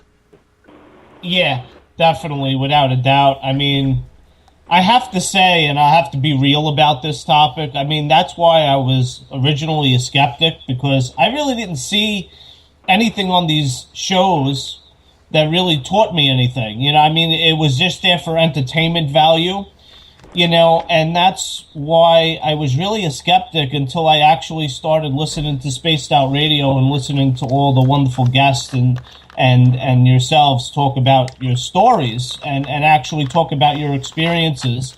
And that's what allowed me to really open up my mind to the topic. So I definitely have to say that it's definitely over-embellished on the TV. And there's too many shows coming out, you know, I mean, like too much entertainment. If they're going to do anything on TV, I would suggest more content rather than entertainment. Lorian Fenton, your opinion on this. Are ghost hunters making this too much of a sport, much like Pokemon Go? Or do you think they should be paying a little bit more attention to solving life's biggest riddle? I think that the ghost hunter people out there that we're seeing on TV are actors, and I think it's all entertainment, and I really don't think that's like what it's really like. As a matter of fact, I've been behind the scenes on a couple of those investigation type shows, and it's not what you guys think it is, because by the time they edit and they take out all the dead hours and nothing happening, and every once in a while where a door will shut and they'll freak out and it's one of the cast guys in the back shutting the door, and, you know, I mean, don't believe everything you see, folks. I hate to tell you that. You know, it is entertainment, it is television, so please don't believe it. Now, having said that, I think there's some very good people. Now, do you guys remember the Warrens? I think Lorraine and God, what was his name? The Warrens. Ed. I think they did. Who? I'm sorry. Ed. Thank you, Ed Warren and Lorraine, and they were amazing people, and they did some real, honest to God, real good work. And the people that they trained after them, Lou Gentili and a few others, and Lou's gone now. And, you know, the people that came after them did some really amazing work, and they worked with the churches, they worked with different types of organizations, they really help people. Those are the people we should be revering and going to, not these people that are trying to get fame and fortune on television.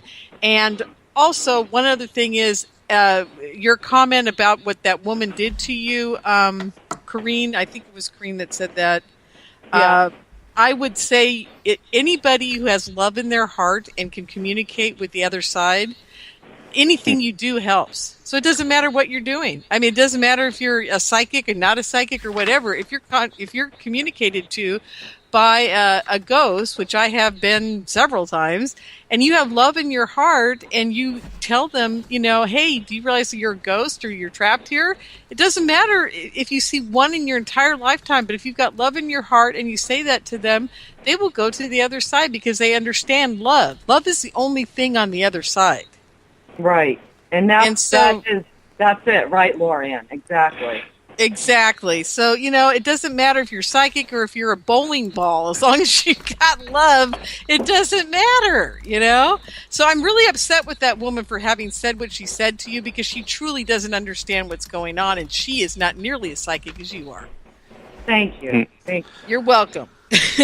Eric Markham, you got the final say on this. Ghost hunting, is it too much of an extreme sport, or is it not enough of learning what life is all about? I think it's what happened is people saw a bunch of morons out there getting rich on the Sci-Fi Channel, the Travel Channel, and being able to put out a product that really had no substance to it, and it became not so much a sport, but I think it became the next get-rich-quick, the next Amway scam or something. It just seems to me too many people got into it hoping that they were going to be the next show, the next ones to get rich off of it, and very few of the people that are involved, especially in the area I live in, are in it because they're trying to discover. Personally, I'm trying to get back in touch with the spirit that spoke to me. My reaction probably scared it off, because it was the first time it ever happened to me. But that being said, I think the reality, everybody thinks reality TV is the next easy ticket to the easy ticket to the gravy train, and that's what they're trying to do. I don't think half the people out there doing it have any real notion or even believe in what they're looking for.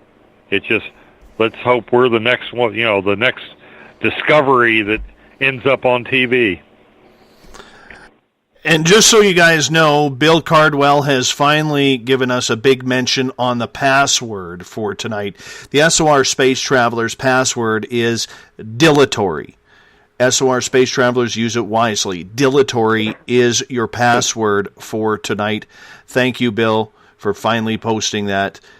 I was lost without it. Thank you. Dave, this Yes. is Lorian. We can get in now. Yes. What does that mean? Why Exactly. do I have to have a password? No, it's only for the Space Travelers Club. Bill does a password every night. Oh, I get it. Yes.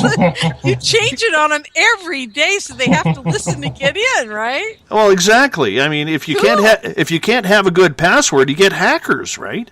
It's like a speakeasy. It's like a speakeasy, You got to have a password to get in. We need SOR secret password decoder badges, just like the old Orphan Annie Club. Exactly. We really need a handshake. You're aging yourself there, Markham. We need a space traveler handshake.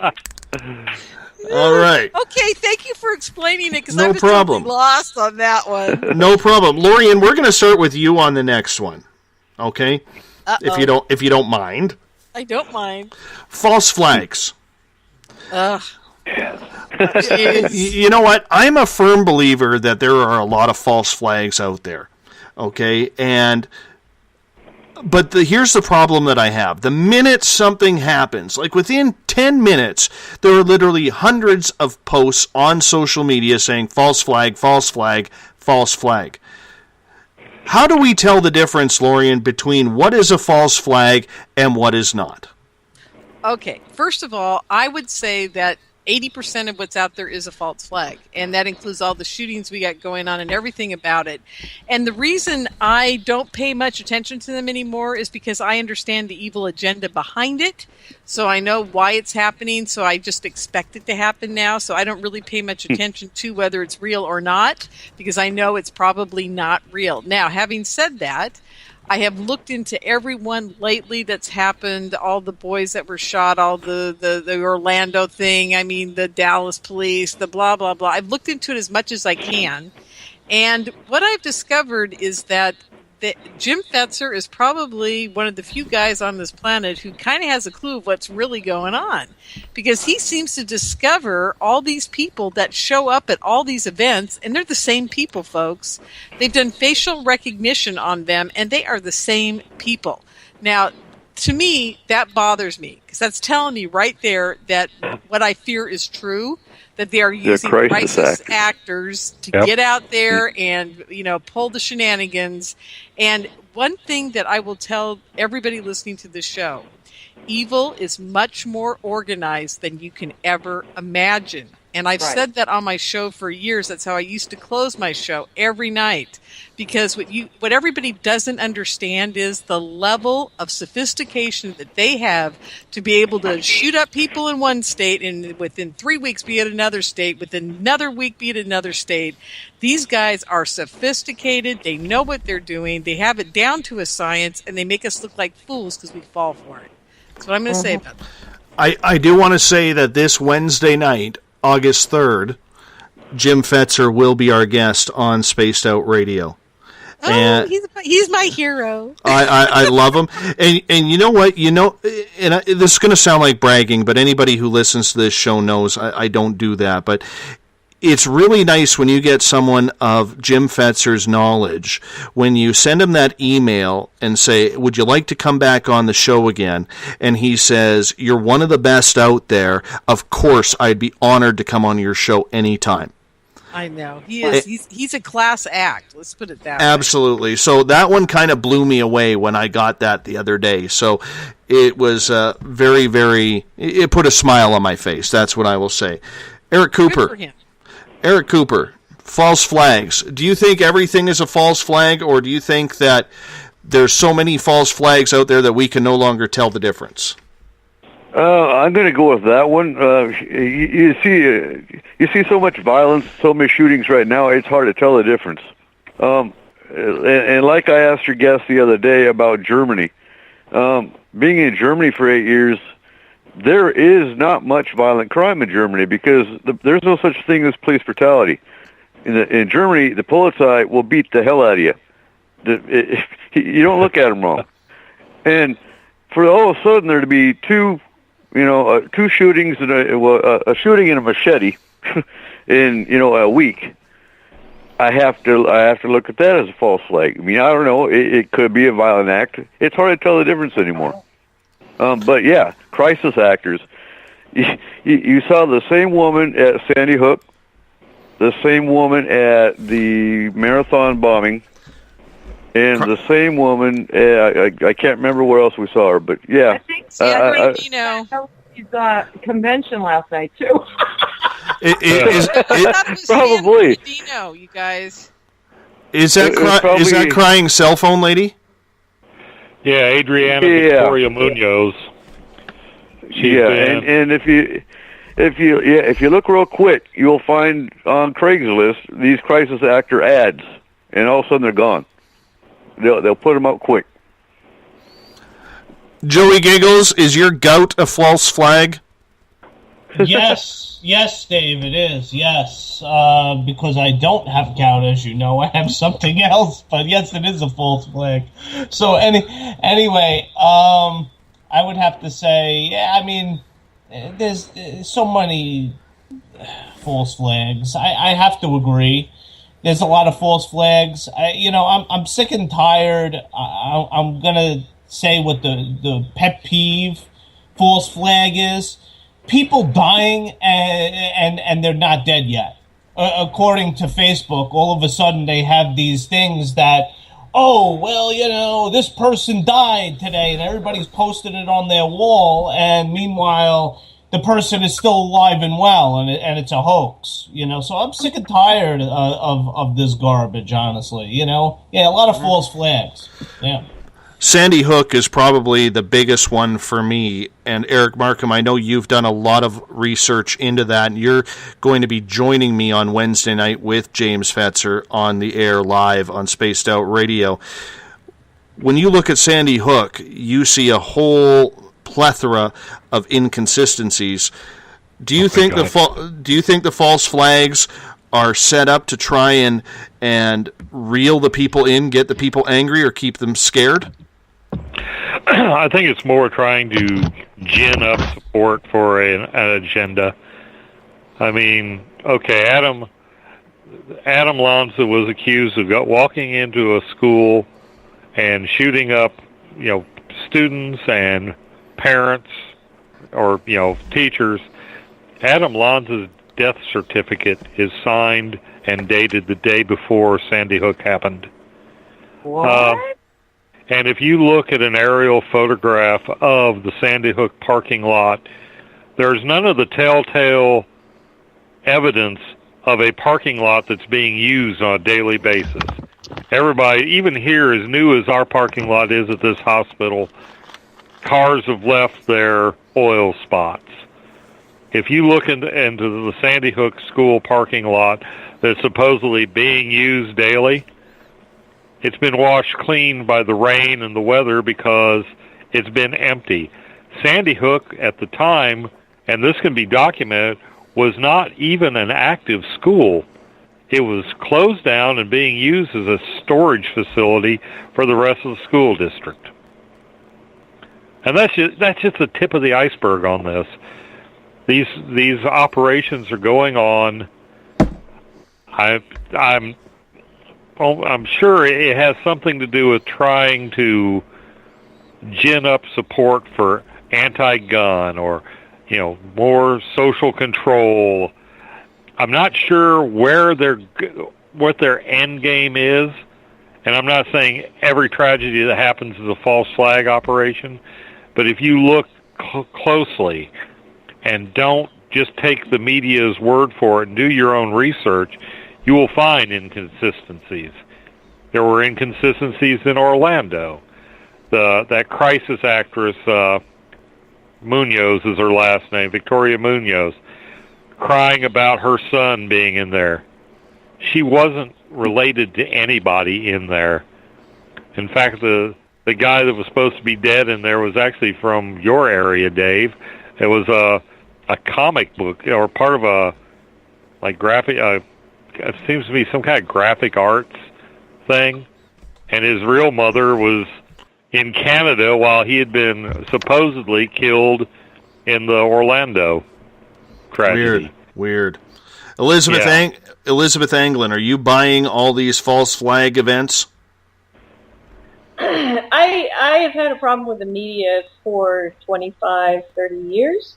And I'm a Noam Chomsky fight. I used to go and watch Noam at MIT. I've read his books. He used to come on TV and PBS. I'd kiss him through the TV. Because the media basically now has, and for a long time, has had their only purpose is to distract us from the real issues that are happening and make us worry about issues that are very unlikely to happen to any of us.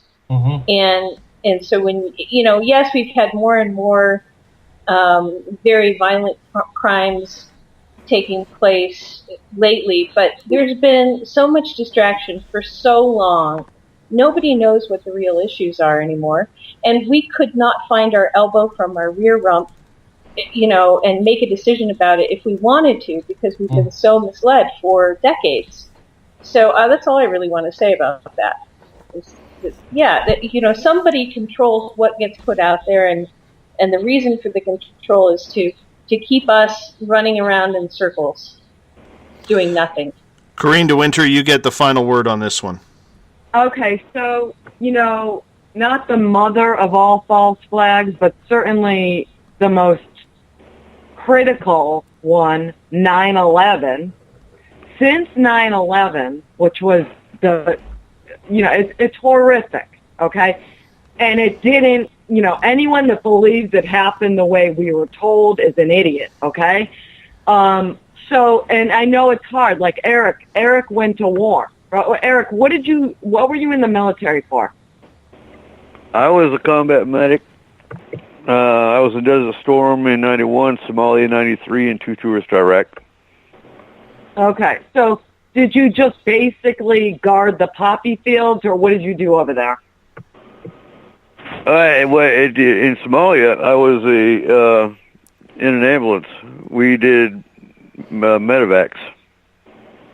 Combat medevacs. But now, this day, you're regretting that you did this. Is that correct? Oh, no, not at all. I would go back and do it again in a heartbeat.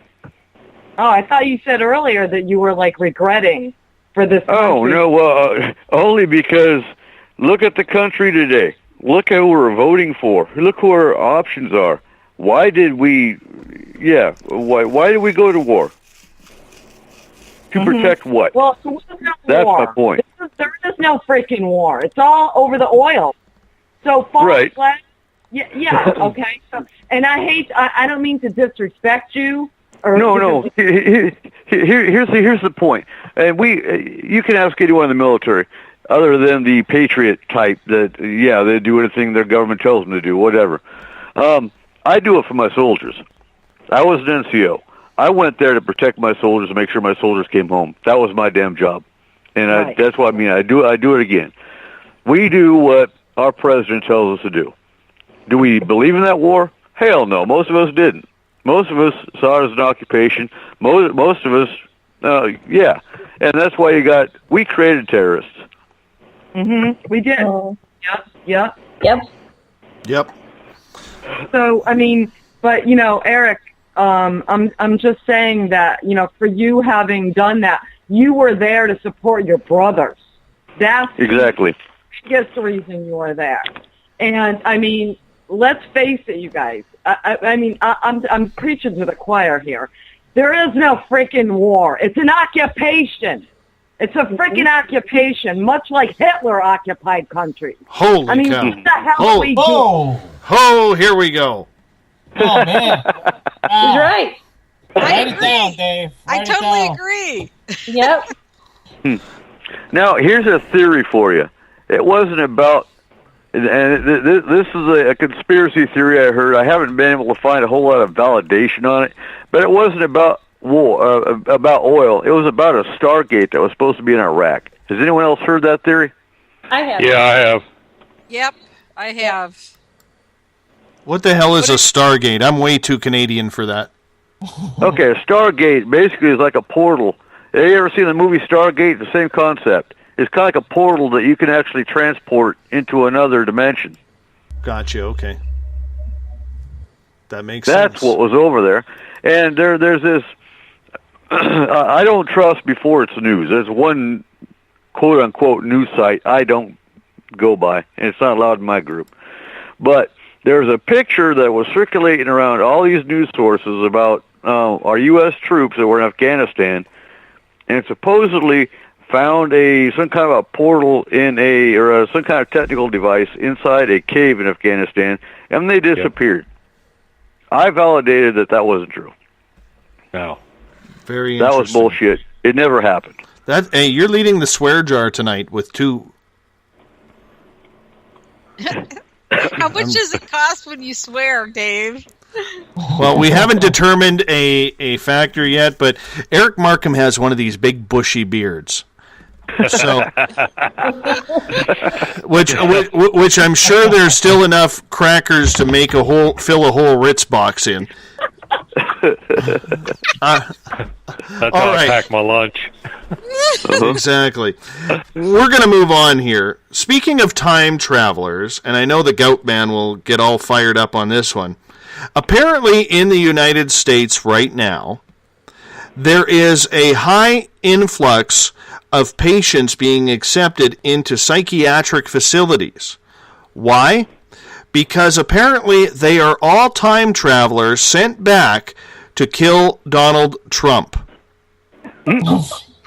Wow. Lorian, you're our time travel lady. I'm having a laughing attack. I have to mute for a second. Oh my god. That's sick.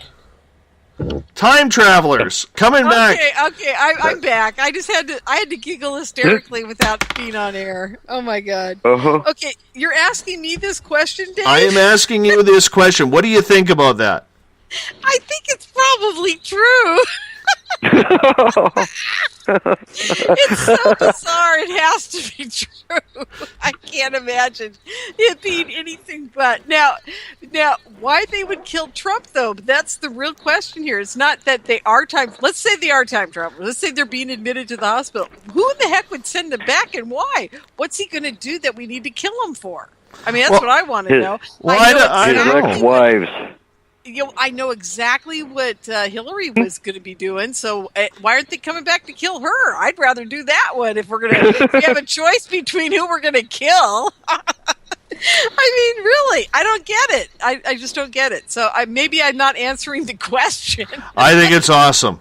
I think it's But I think the real question here is why Trump, and what are they telling the people at the hospital that they need to kill him for? That's what I want to hear. And if they all said the same thing, then I'd be blown away. Then I'd be like, oh my God, something's really to this. Right? All I'm saying is if Sarah Connors starts showing up at Trump rallies, he's got to get down quick. This is too funny, Dave. I gotta say, this is the best question yet.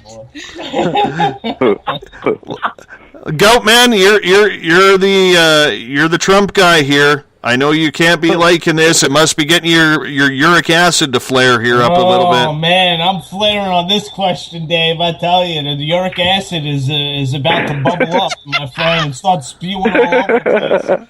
I'm telling you, Dave. When it comes down to it, they should be coming back to lock up Hillary or kill Hillary on what charge, on what lie should they kill her?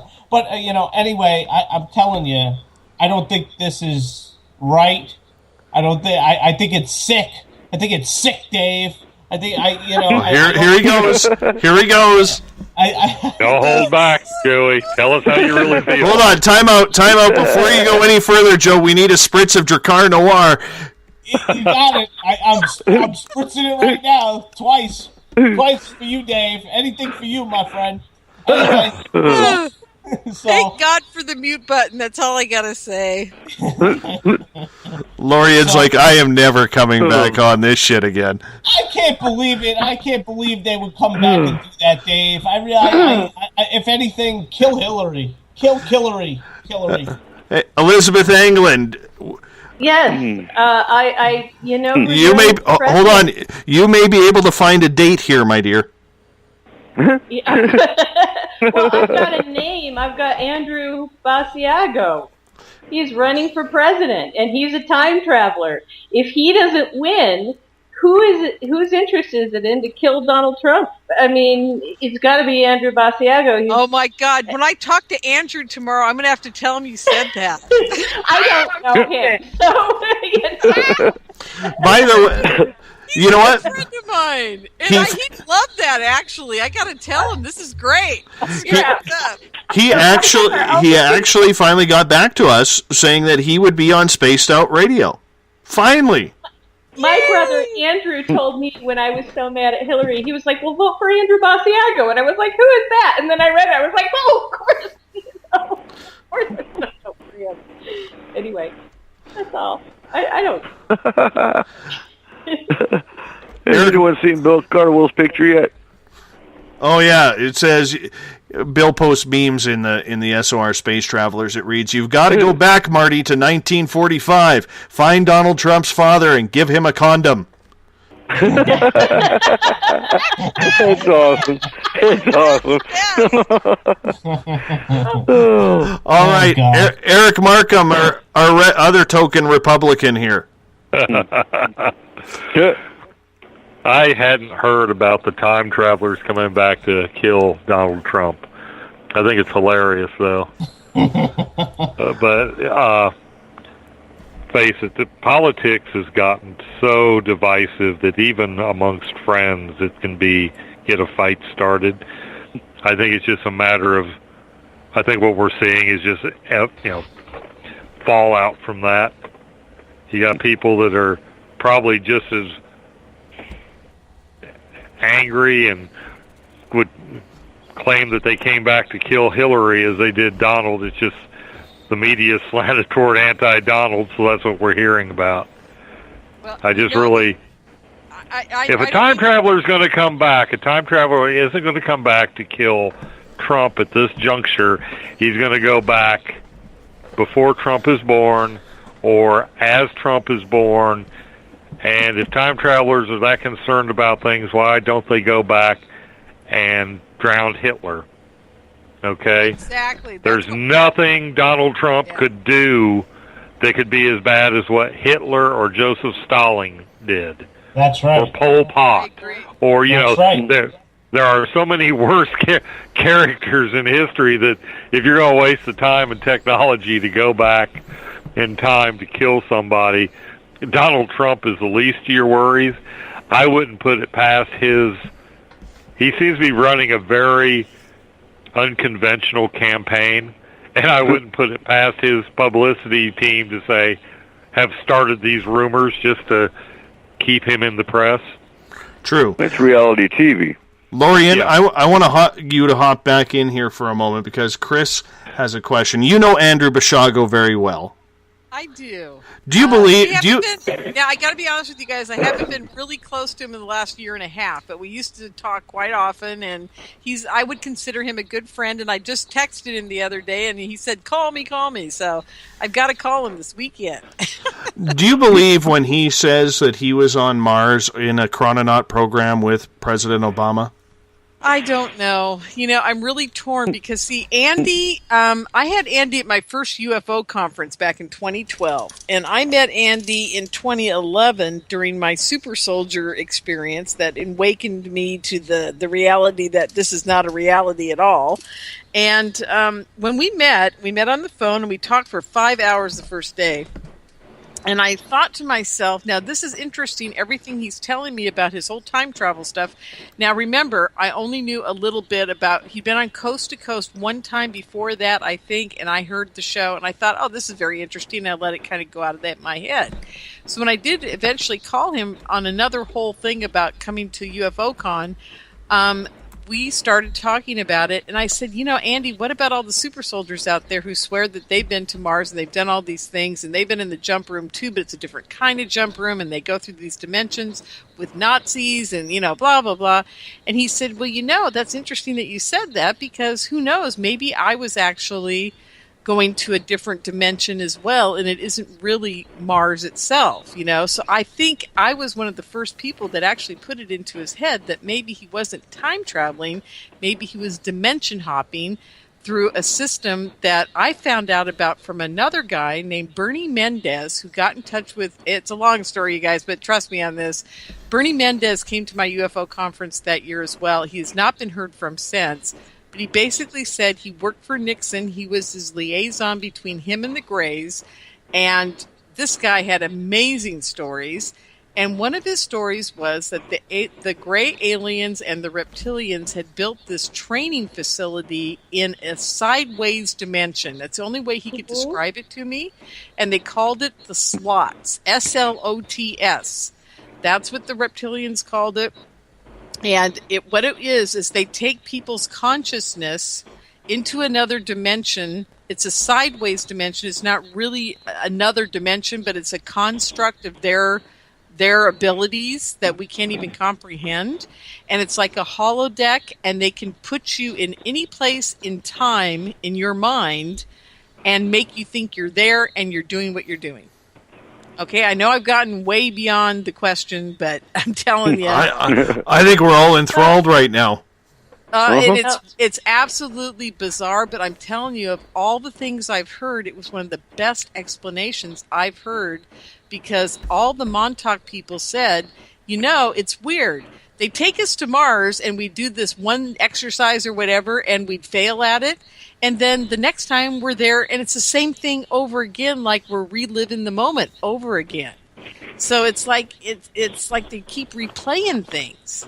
And I thought, well, that makes total sense. If you're in a holodeck, they just hit the program and hit play again. Do you guys remember the story where Andy says that he goes up there with either Barack or somebody else, and they have to fight this lizard to save this boy?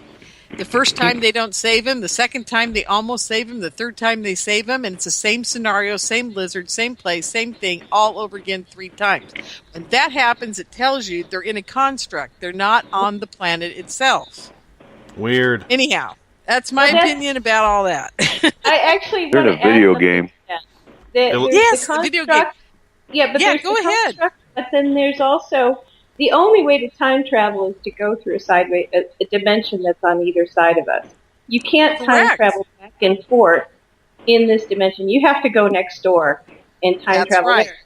But so I've actually experienced two things. One is if you're going to time travel, you're going to the other dimension, and there are planets in the other dimension that we can live on. But then there's also a lot of this construct room is really significant to a lot of experiencers. A lot of us have gone through a lot of different scenarios of the construct room. But I don't know that I've ever thought that they're exactly the same thing. I think there's a separation here. I agree with you on that. I totally agree with you on that. When I get more information someday, somehow, maybe we can get to the crux of it all, but I think you're absolutely correct. I really do. Next topic du jour. A lot of people are using psychic ability or dowsing with pendulums or dowsing rods in order to communicate with spirit, yet they absolutely get raked over the coals. System just froze. Oh, we're back. My system froze there. That was weird. Are you guys with us? Because I hear you. Yeah, I hear you. No. Okay. I'm here. Weird. That was every weird. time we talk about time travel, Dave, you end up time travel. Yeah, I'm here. That was just the strangest thing, because all of a sudden I'm looking at I hear this weird sound in my headphones, and the entire board is like frozen and nothing is moving. That was odd. You time travel. Maybe. Anyways, what I was trying to say here before our little time travel experiment went awry there is, we see a lot of people who are psychic. We see a lot of people who are using pendulums, like I do, or dowsing rods in order to connect with spirit. And yet, people who use Ouija boards are absolutely raked over the coals, that they are using a demonic device. Elizabeth, what is the difference to you? Is there a difference between what you do using your psychic ability and what people do using a Ouija board? Yeah, I'm a whole crap ton faster than they are. And it's me. I'm not using I'm using my body, my mind, and my energy structure as the tools. You have everything you need. You can start off using tools if you're unsure, but there are ways to learn how to use your body as your tool, your brain. And I'm not talking about the third eye. I'm just talking about your brain, your nervous system, your chi, your ki, and do it that way. And there are some very good ways to learn to do that. And if you're sane, if you don't have some schizoaffective disorder, it's safe to do, and it's fast. So I wouldn't use a Ouija board just because I get bored because it's too slow. Corrine de Winter, what do you think? Well, first, you didn't ask me about the last question, so I'm going to answer it very quickly. I apologize about that. That's okay. No big deal. I was going to say, obviously, the same time traveler that the Clintons hired for their litany of dead bodies is the one coming back to kill Trump. There's a whole long line of dead bodies behind them. You know what I mean? So anyway, okay, so in terms of the Ouija board and dowsing or going to a medium or using tarot cards, I think you're right, Dave. I think the Ouija board, it seems more demonic, if I could use that word, than the other tools. I think simply because it's got all these whacked out stories, and it looks kind of ominous. And but really, using tarot cards, it's the same thing. Dowsing, same thing. But a good medium is invaluable. You know what I mean? So that's all I'll say. Eric Cooper. Yeah, okay, looking back in history, the Fox sisters in the 1920s were using Ouija boards during seances, during spirit readings, and it wasn't as looked down upon as it is today. It really wasn't. Today, I think you can blame, you got movies about Ouija boards, and you don't see anything good coming out of them. Ouija board is nothing more than a tool. It's a communication tool, just like's been said already, the tarot card, tea leaf readings, scrying. You got a whole array of. But again, no. If you have a good medium, you you don't need to have tools. But is a Ouija board any more evil than any of the other ones? No, not at all. Eric Markham.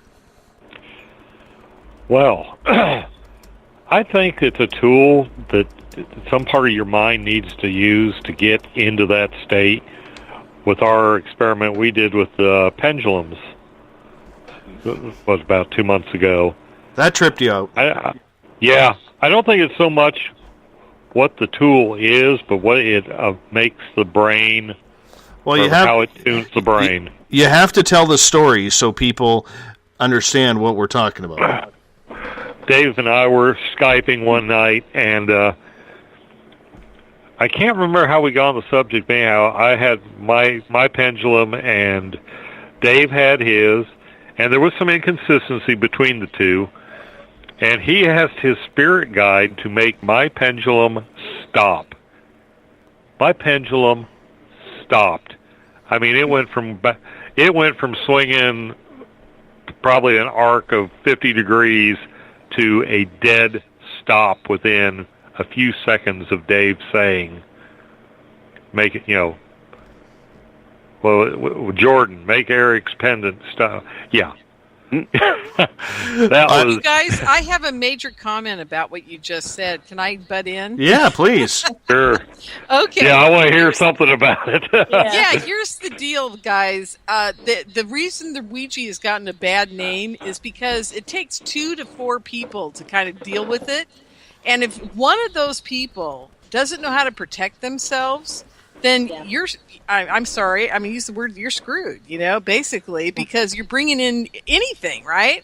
Nobody should be using anything, not a pendulum, not a Ouija board, not tarot cards, not anything, unless you know how to protect yourself and that you actually have protection from other dimensional beings or something, or God or Jesus Christ. I don't care what it is you believe in, but whatever you believe in changes your frequency, so those other lower level demons or devils or whatever you want to call them, an angry ghost, whatever it is, dragons, I don't care what you think it is, they can't get to you. And if you've got love in your heart, no matter what you're doing, and that includes the Ouija board, you'll get nothing but good results from it. But all the people have to be in that same state. That's why you don't hear the problems like what you just said about your pendulum stopping. It's because you two were on the same frequency and you were talking about the same thing together, and you weren't doing it out of malice. There was, a communication going on between the two of you. And so you're able to basically telepathically back and forth send your energy and your love. And that's what controls that pendulum. And well, how much of the bad press that a Ouija board gets? I mean, because we're looking at a board game that's been around since what? It was a board game in the 40s or 50s, but before that, you had Gypsy board. How much of the bad press that they're getting now is from the movie The Exorcist? By and large, how many people knew what a Ouija board was until after The Exorcist came out? And that was the portal where Captain Howdy infected the young girl, and then it became a pop culture phenomenon. Well, I agree with you. See, that's another way of demons actually controlling people that are unaware of what's going on. Don't you think that they knew, whoever was putting out that movie knew that people were going to start doing it and bringing all kinds of demonic forces into this planet? We are run by a whole group of Satanists out there. I'm sorry, folks, but, all of our politicians, and not all of them, I shouldn't be saying that, but at least in America, I can tell you right now, I know for a fact that 75%, if not more, are Satanists, and the other part that aren't, they're being controlled by them by blackmail. It's that simple. And if you don't believe me, then I feel sorry for you because you're not awake yet, And so, what do you think about Bohemian Grove? Oh my God! You guys, you wouldn't even. That's a whole roundtable show in its own right. Oh my God! I gotta tell you, I'm gonna tell you one thing about Bohemian Grove. It's absolutely real that they do a human sacrifice out there, and I know for a fact because I have 2 mind-controlled women that were taken out there as not presidential models, but monarch women. And they were just like in the movie Eyes Wide Shut, the whole bit, 9 yards, 10 times worse than Eyes Wide Shut, I got to tell you. And they were there, and one of them has confessed to me, and she won't talk about it to anybody else, but she says, honest to God, they're killing people out there, and it's usually young boys. I got to watch that movie. I've never seen the whole thing. Yeah, me too. Oh, that was Kubrick's last film. I do have to say this. Bill Cardwell stepping up his game, not only with the password dilatory for tonight, but his comment. What is more demonic, a Ouija board or a Kenny G album? Oh, my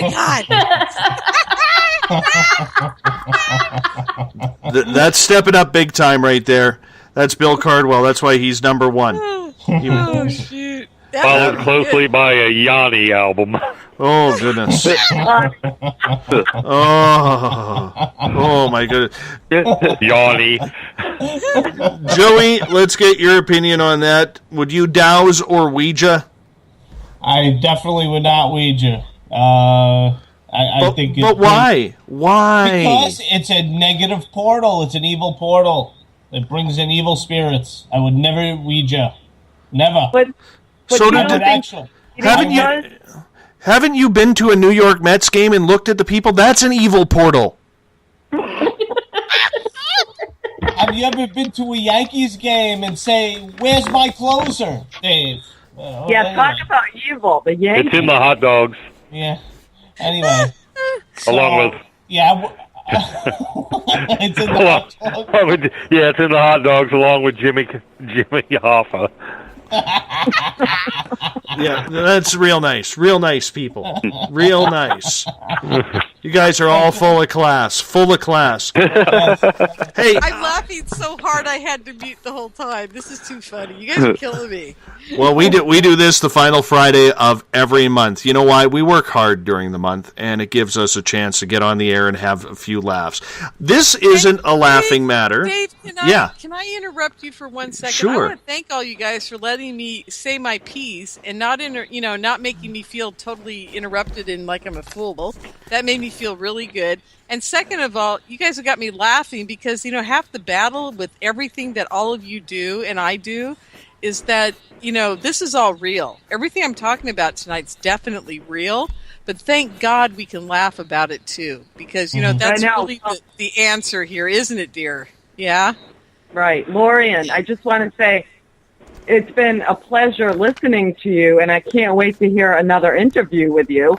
And also, you're pretty chipper for someone with all this heavy shit on you. You know what I mean? Right. Uh-oh. Kareen's tied Eric. And let me tell you guys how that happened. Because for the first couple of years, this is all happening to me. I mean, I literally almost died several times, and I'm not going to go into all that. It will be in my book someday if I ever get it out. But what I have finally done is that I went to a very wise sage within our community by the name of Jordan Maxwell, and a lot of you may or not know him. Love him. Or whatever. But I said to him one day, I said, how did you survive all this? Because I know they've tried to kill you at least 5 times, And he goes, Lorian, you got to ask for protection from God. That's the bottom line here. And I did. And he said, you'll know when it happens. And it did. And I knew. And I have been in pretty good shape ever since then. Yeah, you can't take him for granted. That's number one. You got to pray every day, all day long. In the back of your head, you've constantly got to be, refluffing the connection, as I say in my little old pornographic way. But anyhow, and the other thing you got to do is you got to just remember that the other side is equally as good or better, and so don't fear death and don't fear anything because all they can do is kill you. That's the bottom line. I'm going to take control here for 1 second, guys, and then we can get right back into it because we only got a few minutes left. I want to give away the inaugural monthly Space Travelers Award. So you have to be an SOR Space Traveler and sign up on our website at spacedoutradio.com in order to qualify for the prize. See, this is how it started. I had a talk with a number of listeners who were members of different groups. And I'm not going to say the other show names. And I asked them, I said, well, what do you get with that membership? And they said, well, we get access to the archives. And I said, that's it? That's it? And I literally was astounded by that here are some of these shows making hundreds of thousands, if not millions, a year, and all they're doing is taking their listeners' money. So I decided that if I was going to start a membership club for Spaced Out Radio, we're not doing it that way. And with our membership, if you join the SOR Space Travelers, yes, it costs $5 a month, which is less than a Starbucks coffee. But included with our archives, which are already free, but we're going to eventually move them over. Okay? You get a private section on our website because I want to read your posts. Okay? And there's not going to be any BS in there because we have control of the posts that go in there. And no, there's no socialist or communist stuff happening in there. We just want to make sure that there's no tacky assholes in there, pardon my language. Okay? Or bad comments. You're catching up. Exactly. So we're giving you private group interviews only for Space Travelers members. We're giving you a monthly newsletter, which is in the process of being set up, Elizabeth. Thank you. And we're giving prize draws away because without this show, or without you guys, this show is nothing. So I'm going to make the first prize draw. What I did was I put all the names in the hat. We only have about 20. All right? And I put all the names in the hat as our numbers increase, and I pulled one out. And because my wife is out of town, so I had to use the dogs as the eyewitnesses, the first ever SOR Space Travelers Club winner, and he is, the word he, there's a hint, is Joe Allgaier. All right. Joe Allgaier. Yay! Joe wins. Joe is August's Space Traveler of the Month. So he will get his name put on the front of the Spaced Out Radio website saying that he is the Space Traveler of the Month. And Joe, I will also need you to send me your address because Corrine DeWinter from purpleplates.com and this show here is going to be sending you a black tourmaline spray. And you are also winning an autographed copy of an Illuminati book from Isaac Weishaupt, who was on this show just a couple of months ago. So congratulations to you, Joe, and thank you so much for being an SOR Space Traveler. Really appreciate it. And guys, we only have about a minute left. So this is we got 60 seconds to pick on Joey here. Oh, poor Joey. Please do. Oh, please do. Yes. Okay. All right. Joe, I think the public needs to know. Yes. How many different kinds of cologne do you have on your shelf right there? Because we've seen the Tommy Hilfiger, we've seen the Drakkar Noir. Yes. And I saw High Karate, too. I swear I saw that. No, I don't have that one, actually, no. I would have to say there's about 8 different kinds, Dave. 8 different kinds, and I'm proud of them. Okay, read them off. Come on, we got time here. We got to know here. Oh, come on now. All right. Come on, get your ass off your chair. We need to know where the Brute 33 is. All right, I got Gucci. I got 2 Guccis. I have, let's see, Tommy Hilfiger. I got Drakkar. I have John Baranos. I have Burberry, and that's all I have. So I only have. That's actually not a bad selection. Yeah. Put them all on at once. So the next time you watch another Facebook Live, guys, I'm going to have like maybe 5 more planted up there, and I want you to tell me exactly what you see. And tell me exactly what you see, Dave. Tell me exactly what you see. Ladies and gentlemen, I have Bumblefoot playing in the background. Thank you so much. Lorian Fenton, Elizabeth Anglin, Eric Cooper, Eric Markham, Corrine DeWinter, and the Goat Man, Joey effin' Giggles, for being on Space Out Radio's SOR Roundtable tonight. Appreciate you guys joining us in. It's been a lot of fun and a lot of good laughs. Thank you. Loved it. Thanks, Dave. It was awesome, as usual. You 6, hold on. I'm going to wrap this show up. Okay, Elizabeth just decided to hang up nice and quick. Thanks, dear. Way to join the conversation. Anyways, you know what? That poor girl, she's got a busy night the next couple of nights. Why? She's part of Spaced Out Weekend. Elizabeth Anglin's Cosmic Passport, first hour. Second 2 hours, Uncle Jimbo, James Tyson. Both of them are back up here in British Columbia in the cabin broadcasting. I got to tidy this place up. I got potato chip wrappers, water bottles, dog hair, cat litter, Palo Santo wood, and maybe a New York Yankees hat around here too. But thank you so much for listening this week. We kick off the new month on Monday night. Zion Zeta will join us, a 23-year-old alien contactee. She's been writing things down. We're going to see what she's all about. Is it really happening? Is it not? I have no clue. But, Elizabeth is back. Good to have you back with us, Liz. So, we're going to wrap this up. Remember, you can follow us on Twitter at Spaced Out Radio. Give our Facebook page a like, Spaced Out Radio Show. Our website, spacedoutradio.com. Join the Space Travelers. We'll talk to you very soon. Thanks for a great week and a great month. Goodbye. Oh, by the way, this is Bumblefoot. He's going to take us home. Have a good one. Bye-bye. Stay in line, don't make a mistake. We're watching.